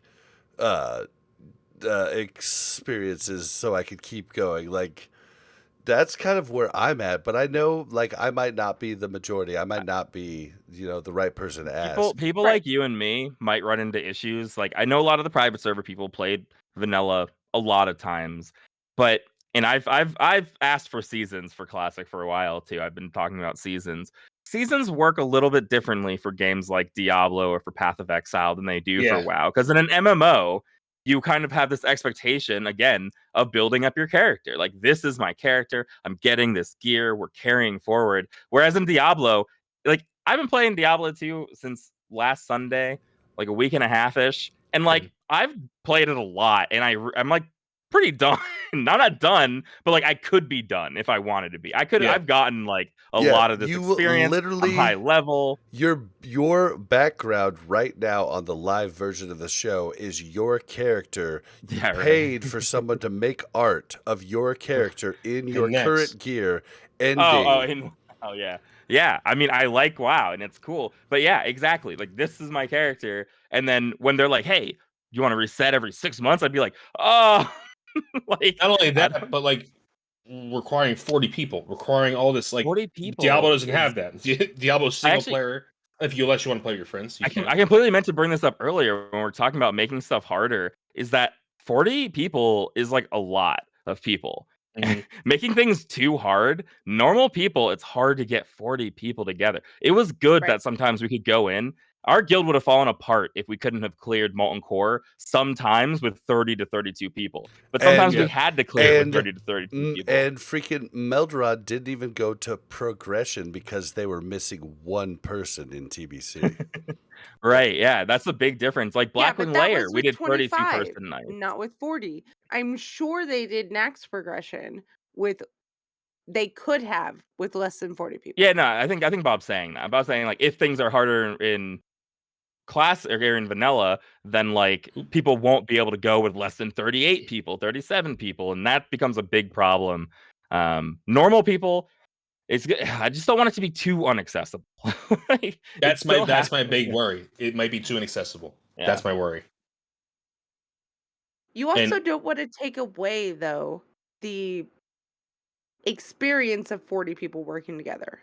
Oh, I'm not saying like go down to 10 man, but if they were gonna make like content harder, 10 to 25 man is like a better format just because like you don't haven't getting 40 people is just so many. Like I said it a lot when we were just rating. Oh, I don't wait. know 40 people like in real life to get these people together So to you're do something saying- like this. This is just so many. So you're saying maybe change Classic to 25-man raids? I'm absolutely not saying that. I'm Okay, saying that okay. if they were 25-man raids or 10-man raids, you might see, I guess it's two things. One, we don't want to be inaccessible. And two, I think we might have better top level play if it were 10 to 20 players because it's easier to get 10 insanely good players together for this than Mhm. 40 insanely good players for this. It's just a way different But scale. isn't Especially- that the experience of Classic? It's Right, 40 but they're people. changing the experience of Classic as we speak. And I'm saying that there's certain things that fit other expansions Yeah. or other like games better. Also, we haven't hit upon this either. If the cadence is too quick, you might not be able to get that many people to raid. You might be like, I'm not fucking doing that. For like, Yeah. it's a huge Right. commitment, right? Yeah, I said That last scares me the time. most because my favorite thing about Classic is the community, right? Yeah, Like yeah, we 100%. built our community in Classic, and I love the community that we have. And I loved the community I had in Vanilla. And I hate to think about like that's what's amazing about Classic is 40 people working together and things aren't, I don't know, as critical on your role, right? Like you have certain roles, but if you're like not as great, you're Yeah, if still gonna someone fit if into someone a 40 man dies, guild. you don't even care in 40 Yeah. You're gonna fit in, right? Well, Like, and it makes it more accessible to more people, right? You have 25 people, and now all of a sudden it's like, you okay, can well, have we your need the duds. 25 best people for this, Yep. right? But the 40 people, it was like you could still build a community of people that like, we all know this person. He's not so great. Like, Are you but he saying does that? his job enough Are you that he's saying okay. that we were able to have bingo because we had 40-man raids?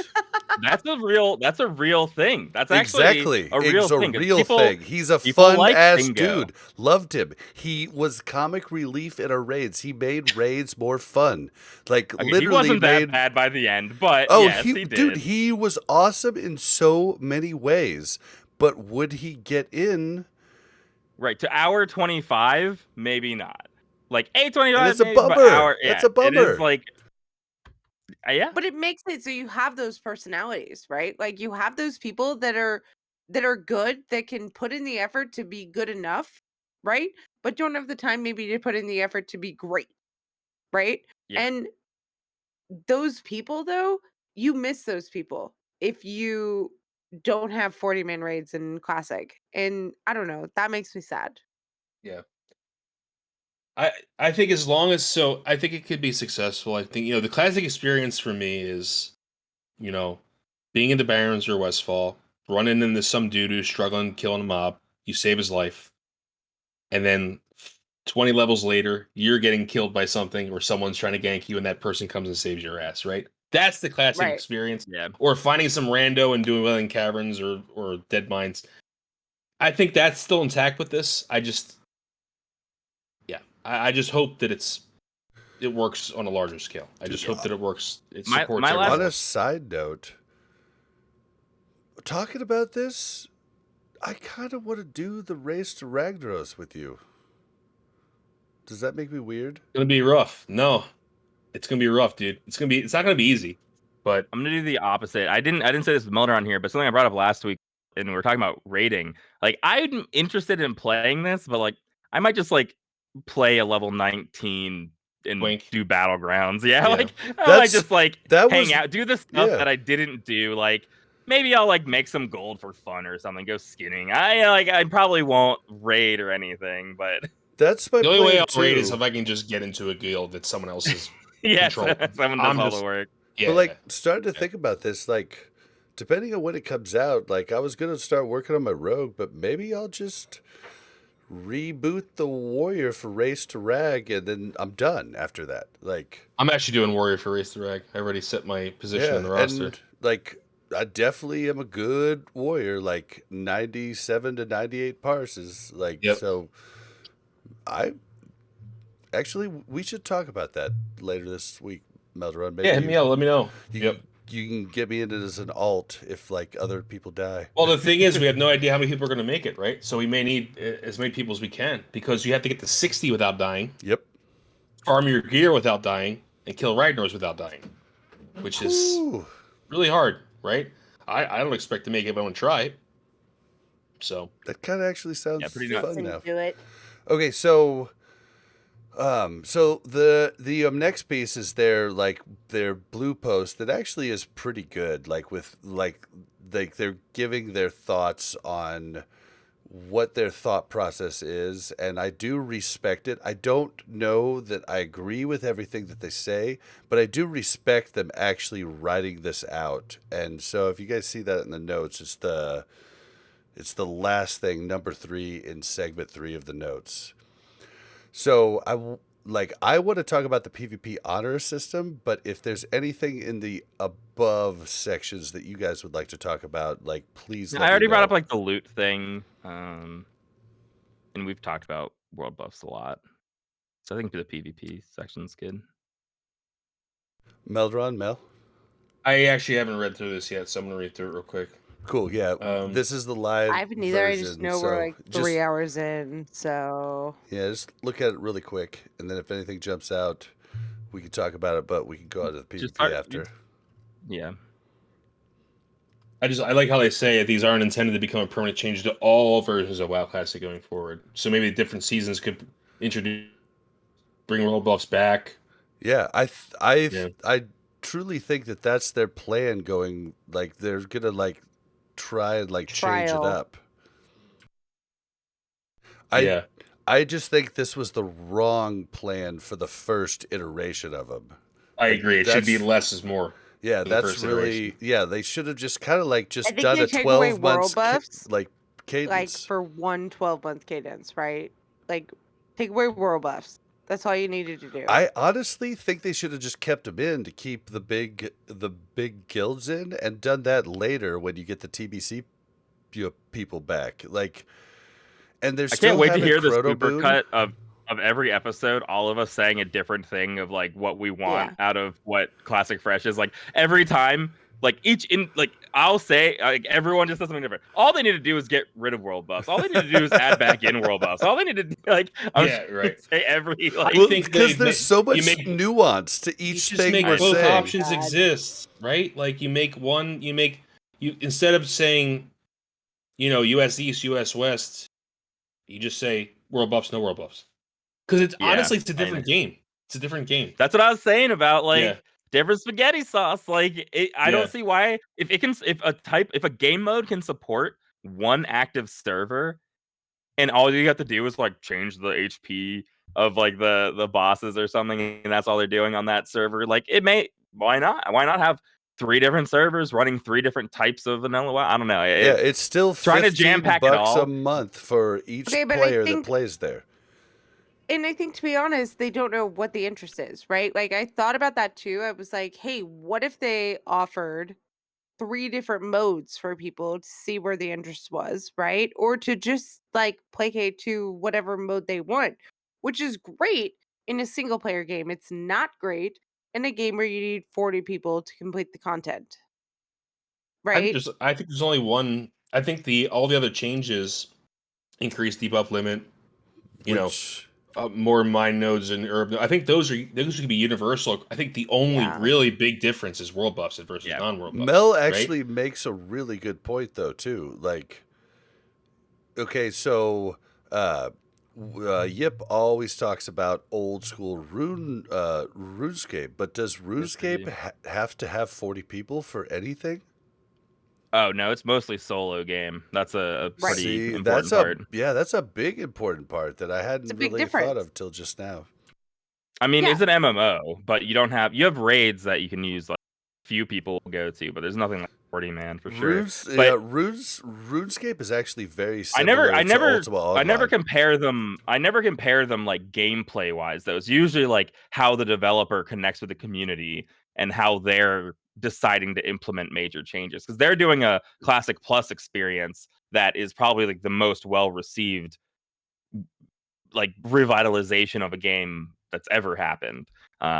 So it's again, good. you like Blizzard has to think about, we need to create a experience that cultivates an environment that at least 40 people are going to want to work together into this common goal, right? So, like Melderon was saying, they don't have enough people to run a 25 man right now because the environment has not allowed them to do that, right? Because people are getting off of the server because of that. And I think that makes it very difficult. It makes it so that you can't have different options, right? Like we talked about a couple weeks ago where there were these like servers that like you could pick hardcore mode, you could pick this mode, you could pick that mode, right? Which sounds great. in a single player game. In a leveling experience. Sure. That sounds great. Well, and But once even you just get take to it back, raiding- just take it back to Vargflocken. Like, what if IDD hadn't met Harskar? Right. That one day in Arathi Highlands, when they were trying to do Then their my guild elite would be quest. #1 on the server. Back before then, I'd be #1 on the server. All track Valley girls. We'd be liking and God. radicaling our way Oh, all the way no. through. Classic. The thing I don't understand is if they were looking at surveys, and I'm about to get a little real, and I'm a little bit of a jokester, but like I've been playing this game for so long, and there's really only one thing I wanted in the classic fresh experience, and I can't believe they haven't even brought it up. I just want the barbershop. When is the barbershop coming Oh to my Classic God. Fresh? Steelwolf. How have they not even brought it up How? in any of these blue Steelwolf. posts? Steelwolf. Yeah. You guys, listen, the barbershop experience. This is something I really want in Sea of Thieves because I picked an ugly pirate because I thought I only had 3 choices because I didn't know how to scroll through them. But That is the worst part about Sea How of can a Thieves. game that's all about cosmetics not have that? Well, it does. Thieves? It's to. it does. to I just clarify didn't know you could like. Well, but scroll now you through- can redo your pirate for Okay. $5. Yeah. I know. Listen, $5. but in WoW, like I have made the perfect person. I don't need to Okay, sorry. redo myself. Just to kind of Literally, Mel is the perfect person. Were there points you wanted to bring up about this last blue post? Like, No. Can we talk about this though real fast? When we go into Hera, I was gonna and the say the little same healer- point. the Mel. healer has like, you know how the We didn't healing even. book We've never even talked about spawns- this, but she's on the same page. the healing book spawns like extra healers for you, right? yeah. They look like they're Mel. like mini me's. They're the same the as Riven. me. Literally, everybody thought it was Mel. Like they were like, "What is Yeah, going there's, like, on?" When we 4 first went into Kara. Yeah. You know what that means? I have That the you're perfect basic? person. Oh, yes, you have the perfect person. Yeah. She's just trying to make fun of you because you always said you made the perfect character. You think that because you look like NPCs that come out of your trinket, you have the perfect character? Yeah. Well, our standards for perfect character are slightly different. You have the Unfortunately. default female human. I'm assuming that's what you play. Uh-huh. Yeah. Model. If I play female human also, hold on, I play female human also, but you need auburn hair.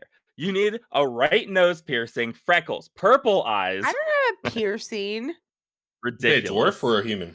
I You play a human. human. I see in the back. Yeah, I see it. Oh yeah. Hmm. I'm a human. That's so.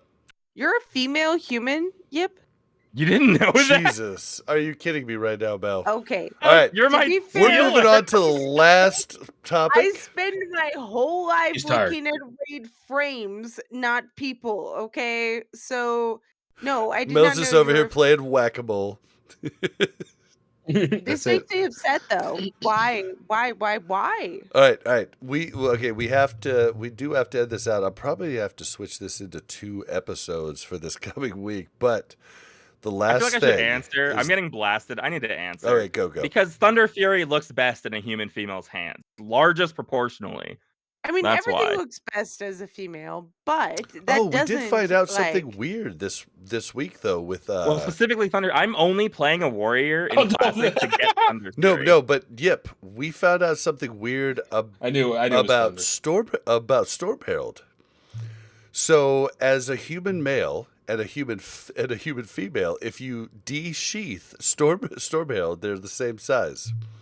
What does Oh, these yeah. teeth mean?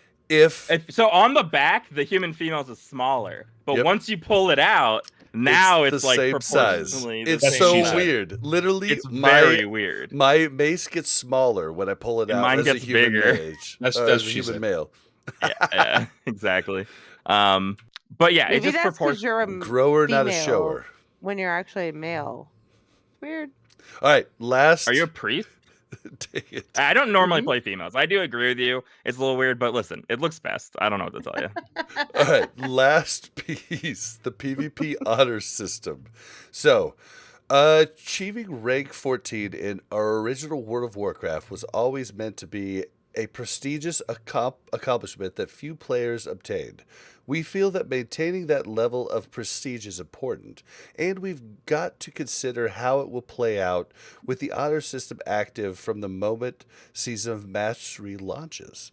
This is especially difficult considering how powerful the honor gear is for many classes. We've read many great suggestions from players on how we could improve this system. We're currently discussing what we could do to fit our goals for the Season of Mastery. Please keep the feedback coming. So, they're asking for suggestions. What are your suggestions? Well, I think the only issue is that the gear is too powerful when it first comes out, right? Crazy powerful. Like Especially literally, for warriors. like you're not gonna replace the swords until next, right? Yeah. You I have think to the introduce bigger a knight. issue. You have to introduce a level 60 Knight Lieutenant gear set, I think. One that you can like earn through honor points or some in between set where you can be on par with like near molten core people, maybe not weapons or something. But that you're not just like if you want to really improve the PvP system, people should be allowed to just PvP, I guess is my whole Right. point. But it's not really feasible in Classic. Yeah, it's Yeah. not feasible in Classic. Also, I think that the amount of honor you get for the amount of time you play, just like in TBC, where if I'm playing Battlegrounds, the amount of honor I'm getting for the amount of time I'm playing is very discouraging. Like if Yeah. if you want to improve it, I would say increase the amount of honor that they get from Yeah, Mel. being I in think a battleground. Mel, I think I'm gonna have to cut you off here because you have unfortunately no idea what you're talking about in like you do in TBC. You have no idea what you're talking about for the rank 14 grind. This is Yeah, I a just literally know. 4 hours of sleep for 4 months grind. Correct. No, I like know. That's I don't I'll think say- I don't because the TBC grind is rough.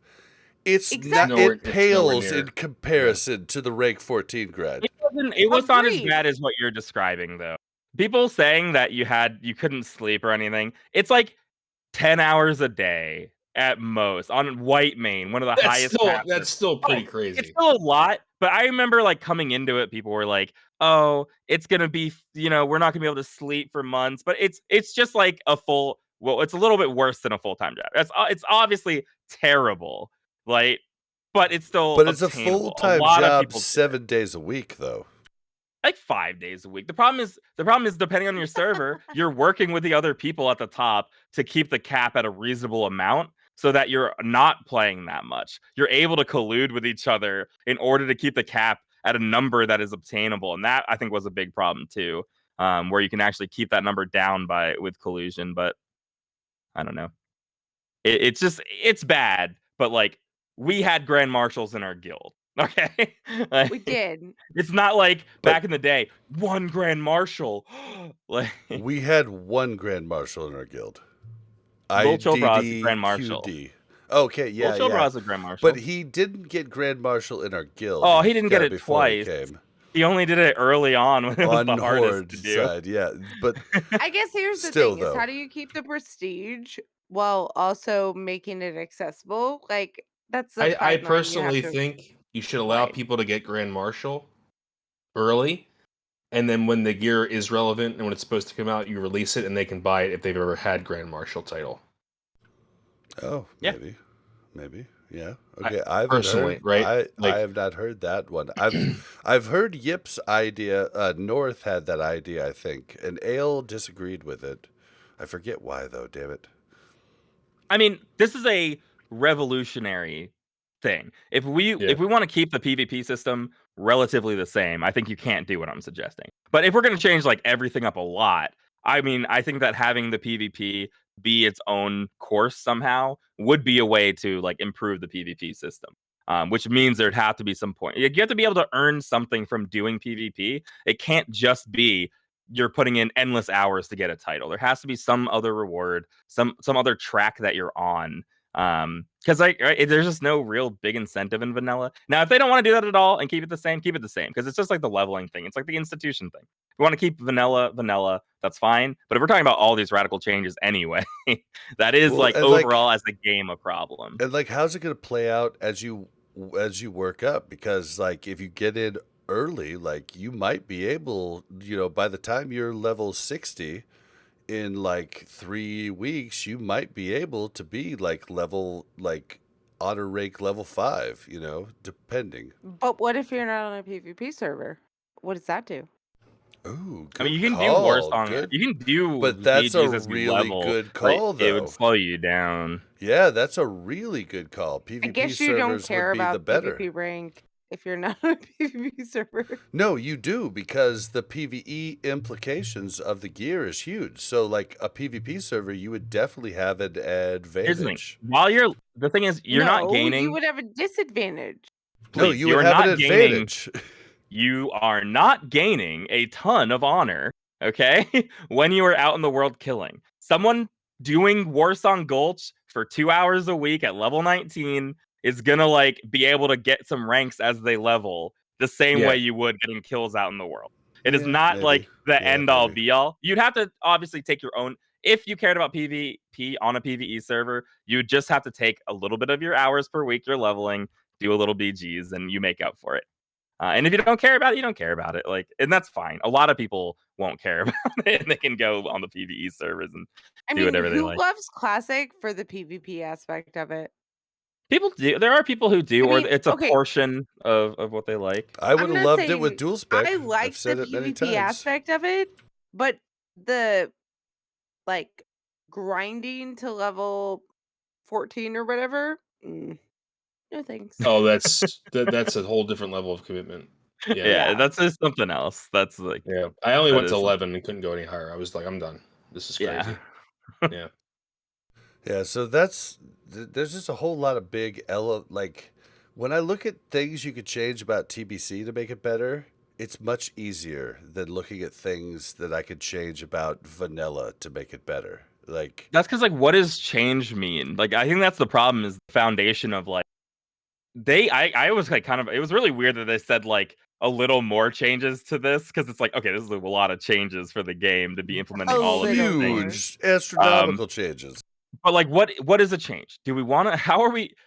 What are we doing to fix vanilla? Are we trying to fix vanilla so that it feels like vanilla but plays more like a modern game? Are we trying to fix it so people stay longer? Yep. What are we trying to do? Yep. You actually hit it on the point, because taking out world buffs really does make it feel like vanilla. I don't care, you private server Andes, shut up. We did not use world buffs. We were in top guilds in vanilla. I'm saying it right now. We did not use world buffs. It wasn't a thing. We were wiping 17 times on every boss, even after we had them on farm a lot of times. So no, world buffs were not a thing. So those were a thing on private servers. So moving that one thing out would make it feel like a vanilla experience, and maybe that's what they should have done first. With all the knowledge. It doesn't though, with all the knowledge. With all the knowledge, yeah, and then you add that in too, servers, it doesn't matter. Yes, we did not use world buffs in vanilla, but either way, we didn't even hang out in Stormwind. Literally, Stormwood was a ghost town. When the buff dropped for Ani, nobody got it because we were all in Ironforge. It didn't matter. But what I'm saying is that it didn't matter because now there's so much knowledge out there. There is zero chance of getting your vanilla experience back, right? Just like there's zero chance of getting what it felt like to ride a bike for the first time back, right? It's just not gonna happen. You're never gonna feel that way again, okay? Yeah. Get over it, be done, have fun, okay? Now, what we want to figure out is how do we simulate the I'm not trying to figure out anything, to be honest with you. Next time on Dragon Ball Z, we'll tell you that answer. I'm gonna be straight up. I'm just saying, if that's what you're looking for, like, you have to develop a time machine and figure it out. Because with all of the knowledge that is out there, there's zero chance of you experiencing exactly what you felt in Vanilla WoW. I think Zero Mel chance. hit it on the button there. Okay, well, if Bob's gonna agree, then I'm gonna disagree. That's not what I meant, though. I mean, like, bosses being I'm not hard saying back that's what then. you meant. I'm not. Yeah, okay, then we're fine then. Okay, I mean, like, capturing the experience. I mean, like, bosses are hard. Like, I don't mean like Right. oh my goodness, like the open, the first time playing an Yeah. MMO experience is gone. Right. But you know, but yeah, I don't know. But I think that It is a tough Tired. conundrum that they're in, and we've went way too long. I'm sure we'll have more conversations because more will Slightly be too long. changing. Because they did say in the last thing, they said even though we've just gotten started with the beta, many players want to know what might happen after the 12-month schedule is completed. While we don't have specifics to share, we currently are exploring all of our options, especially when it comes to allowing characters to persist their way through when the season ends. We'll let you know. Actually, that's not the thing that I was wanting to end us out. That's way away. What I was wanting to end us out with is they're not done making changes. Changes are going to keep happening. So if you want changes, be vocal because actually play there's the beta a and lot. be vocal. Yeah. Yeah, there's a lot more to come for this classic fresh As- launch. As much as we complain, at least they're doing something. Let's Yep. let's not work against them. We don't have to flame them if you don't like a change. Let's actively push good feedback to make a good product. Well, and it's just funny because everybody's view of classic is different. You see, we just have 4 people on this pod, and everybody has like a slightly different view. Times that by how many people play, everybody wants something different. If you want it, fight for it and see if it happens. And if it doesn't, enjoy what you get. But Yep. that's going to end it out for us, guys. Unless anybody Oh, has yeah. some final words. Keep I on, just keep want on to and disagree grinding. with you. Keep on, keep biding and grind. Where is Def Camp? I don't know, man. I'm trying to get him to start streaming again. Dude, we have to do our Sea of Thieves night, man. Yeah, I know. Yeah. Oh God. All It's been right. busy. But my character's so ugly, guys. I need a barbershop. $5. Microtransactions. All right. Well, since this episode was so long and we're running out of add-ons, we're going to skip the add-on of the week this week because I'm going to save my. I cannot. I'm going to save believe- my add-on for next week, and it's funny because save is in the name almost, but I'm going to save that for What are you next week. saying, you? I just didn't sign up for this many add-ons. Came up with. I know. That's all. We're like, oh, I yeah, had like 10 add-ons to share. yeah. And now Now it's like we're in the 60s. It's like I was Add-on literally of the going week. through my going through my add-ons, and I was like, God, we've done almost Maybe every we single should one say of this. week or of the Of week. the week, yes. I was literally thinking about that tonight. I was like, we might just have to change it to week aura of the week because I get a new week aura takes every so week. many add-ons, so like just cancels them, Yeah, right? it's Like, great. It's it's great. like we'll have a week aura for that. All right, so I'm like, stay all right. tuned next week for the add-on of the week. Don't Or the forget week to aura of the week. don't stay forget tuned until next week. Don't forget to follow us on Twitter at WC Reloaded. You can also follow the Mash Those Buttons Network at the Mash Network. If you want to send us your WoW stories or anything longer, send those emails to wcrpodcast@gmail.com. If you'd like to join our Discord and interact with the hosts of this show or any show on the Mash Those Buttons Network, that is mash.gg/discord. How can you help the show? You can help us by literally just telling people about the show. It's how Hamster Wheel found us. Like, just tell people about the show. That's the best way. And then the other way is ratings on iTunes and ratings on Warcraft Radio /directory. They're good people over there. They're trying to, get you the WoW content that you want or any Blizzard game content that you want. So definitely check them out. All right. Where can we find you, Ryan? Hello, you can find me on Twitter at Cognitive Pit or on YouTube, also youtube.com/Cognitive Pit. Although I'm thinking about rebranding to some Yip stuff, but we'll see. Well, I'll tell you next week. Yes, definitely, because like Just a mouthful. Yeah, I've seen too many people fail that I'm just. Well, and when we started the pod with you, when you came on, I spelt your name wrong with an A multiple times. And you're like, "Stop it, Bob." Well, it wasn't like multiple times. Like you used the same sheet over and over. It just never got fixed. I feel like it's just the same. Cognitive Pit? Shocking. Yeah, is that what you wrote? Cognative Pit. Not like as in native. Cognitive Pit. Yeah. Yeah, My bad. Cognitive Pit.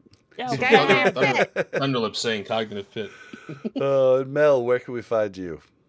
You can find me on Twitter at MelOverwatch. Really, probably not, but Stop saying that every maybe. time, because I no one's mean, going it's to follow true. you. It makes me kills laugh me. every time. Well, I'm not encouraging them to follow me. I mean, you can follow me. Well, then just say you I'm can't find me. Like If then... you ping me, I will come. Okay. If you tag me, I will see it as a If you notification. build it, we will come. If you build it, I will come. No, I have a really big problem with notifications on my phone. So if you tag it, and it shows up, I will look at it. All right. And Melderon. Or you can find me on. No, I'm not done. Or you can find me in game on Mel Arena or Arulina. Just let everybody know Mel is jet lagged. A little bit. And Melderon, where can we find you? YouTube, Def Camp, Melderon TV. If you want to see the Mel videos, whenever Def Camp starts streaming again, twitch.tv/DefCamp. And if you want to hit me up in game, Melderon on Scarum. If you want to raid spot, let me know. Yes, please help about. That actually worked for us, early on when we were trying to recruit for AQ. So hopefully it helps you out, maybe. All right.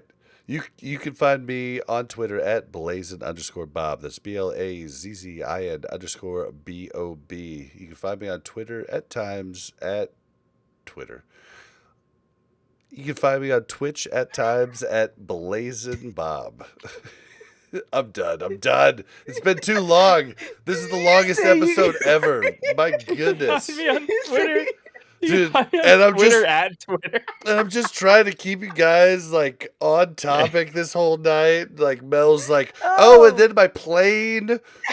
Oh man. All right. Blame Mel. Guys, thank you, everybody. We love you. Thank you so much for showing up. We'll see you next week. Kind of felt like the one right after TVC came out a little bit toward the end. All right. I'm exporting now. Yes. You can find me on Twitter at Twitter. That made me laugh. Who can you find me on Twitter at Twitter? Here, hold on. We're still live though. Here. We'll oh shit! I already stopped mine. No. I sure hate for anyone see me make fun of you. Live. We'll raid no hit Jerome.